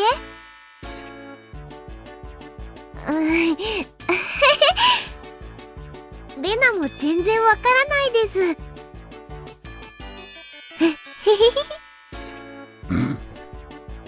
For all of you warriors who never yielded to these 3 mysteries and kept on fighting, we present you with one final scenario as thanks for your enthusiasm, one which we never originally planned on giving you. Please enjoy it.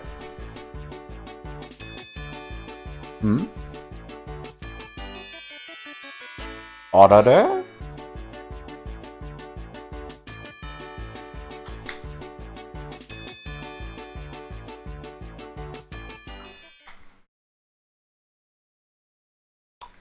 Alright. We have all that stuff. Okay. And that is Chapter 3. We are done for today. Alright. It's time to figure out who to raid. Let's see. Let's see who's on.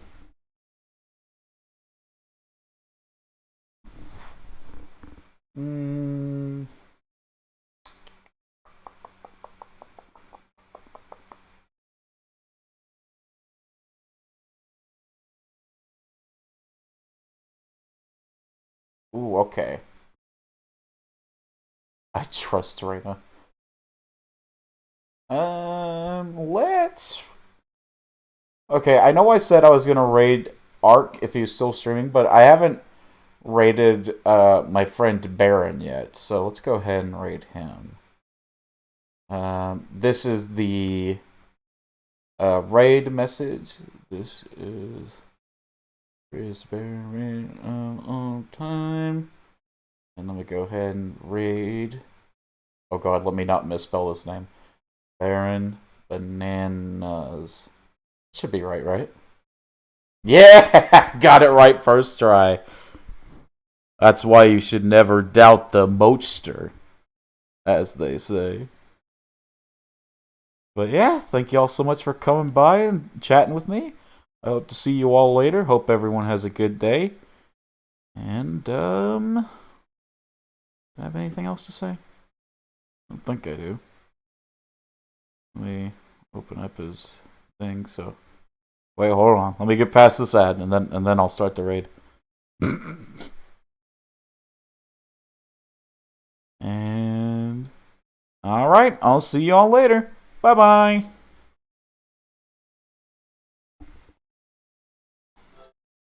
The Zaku 3 is big enough to cover my face. So it's about as big as, almost as big as my head. Height-wise.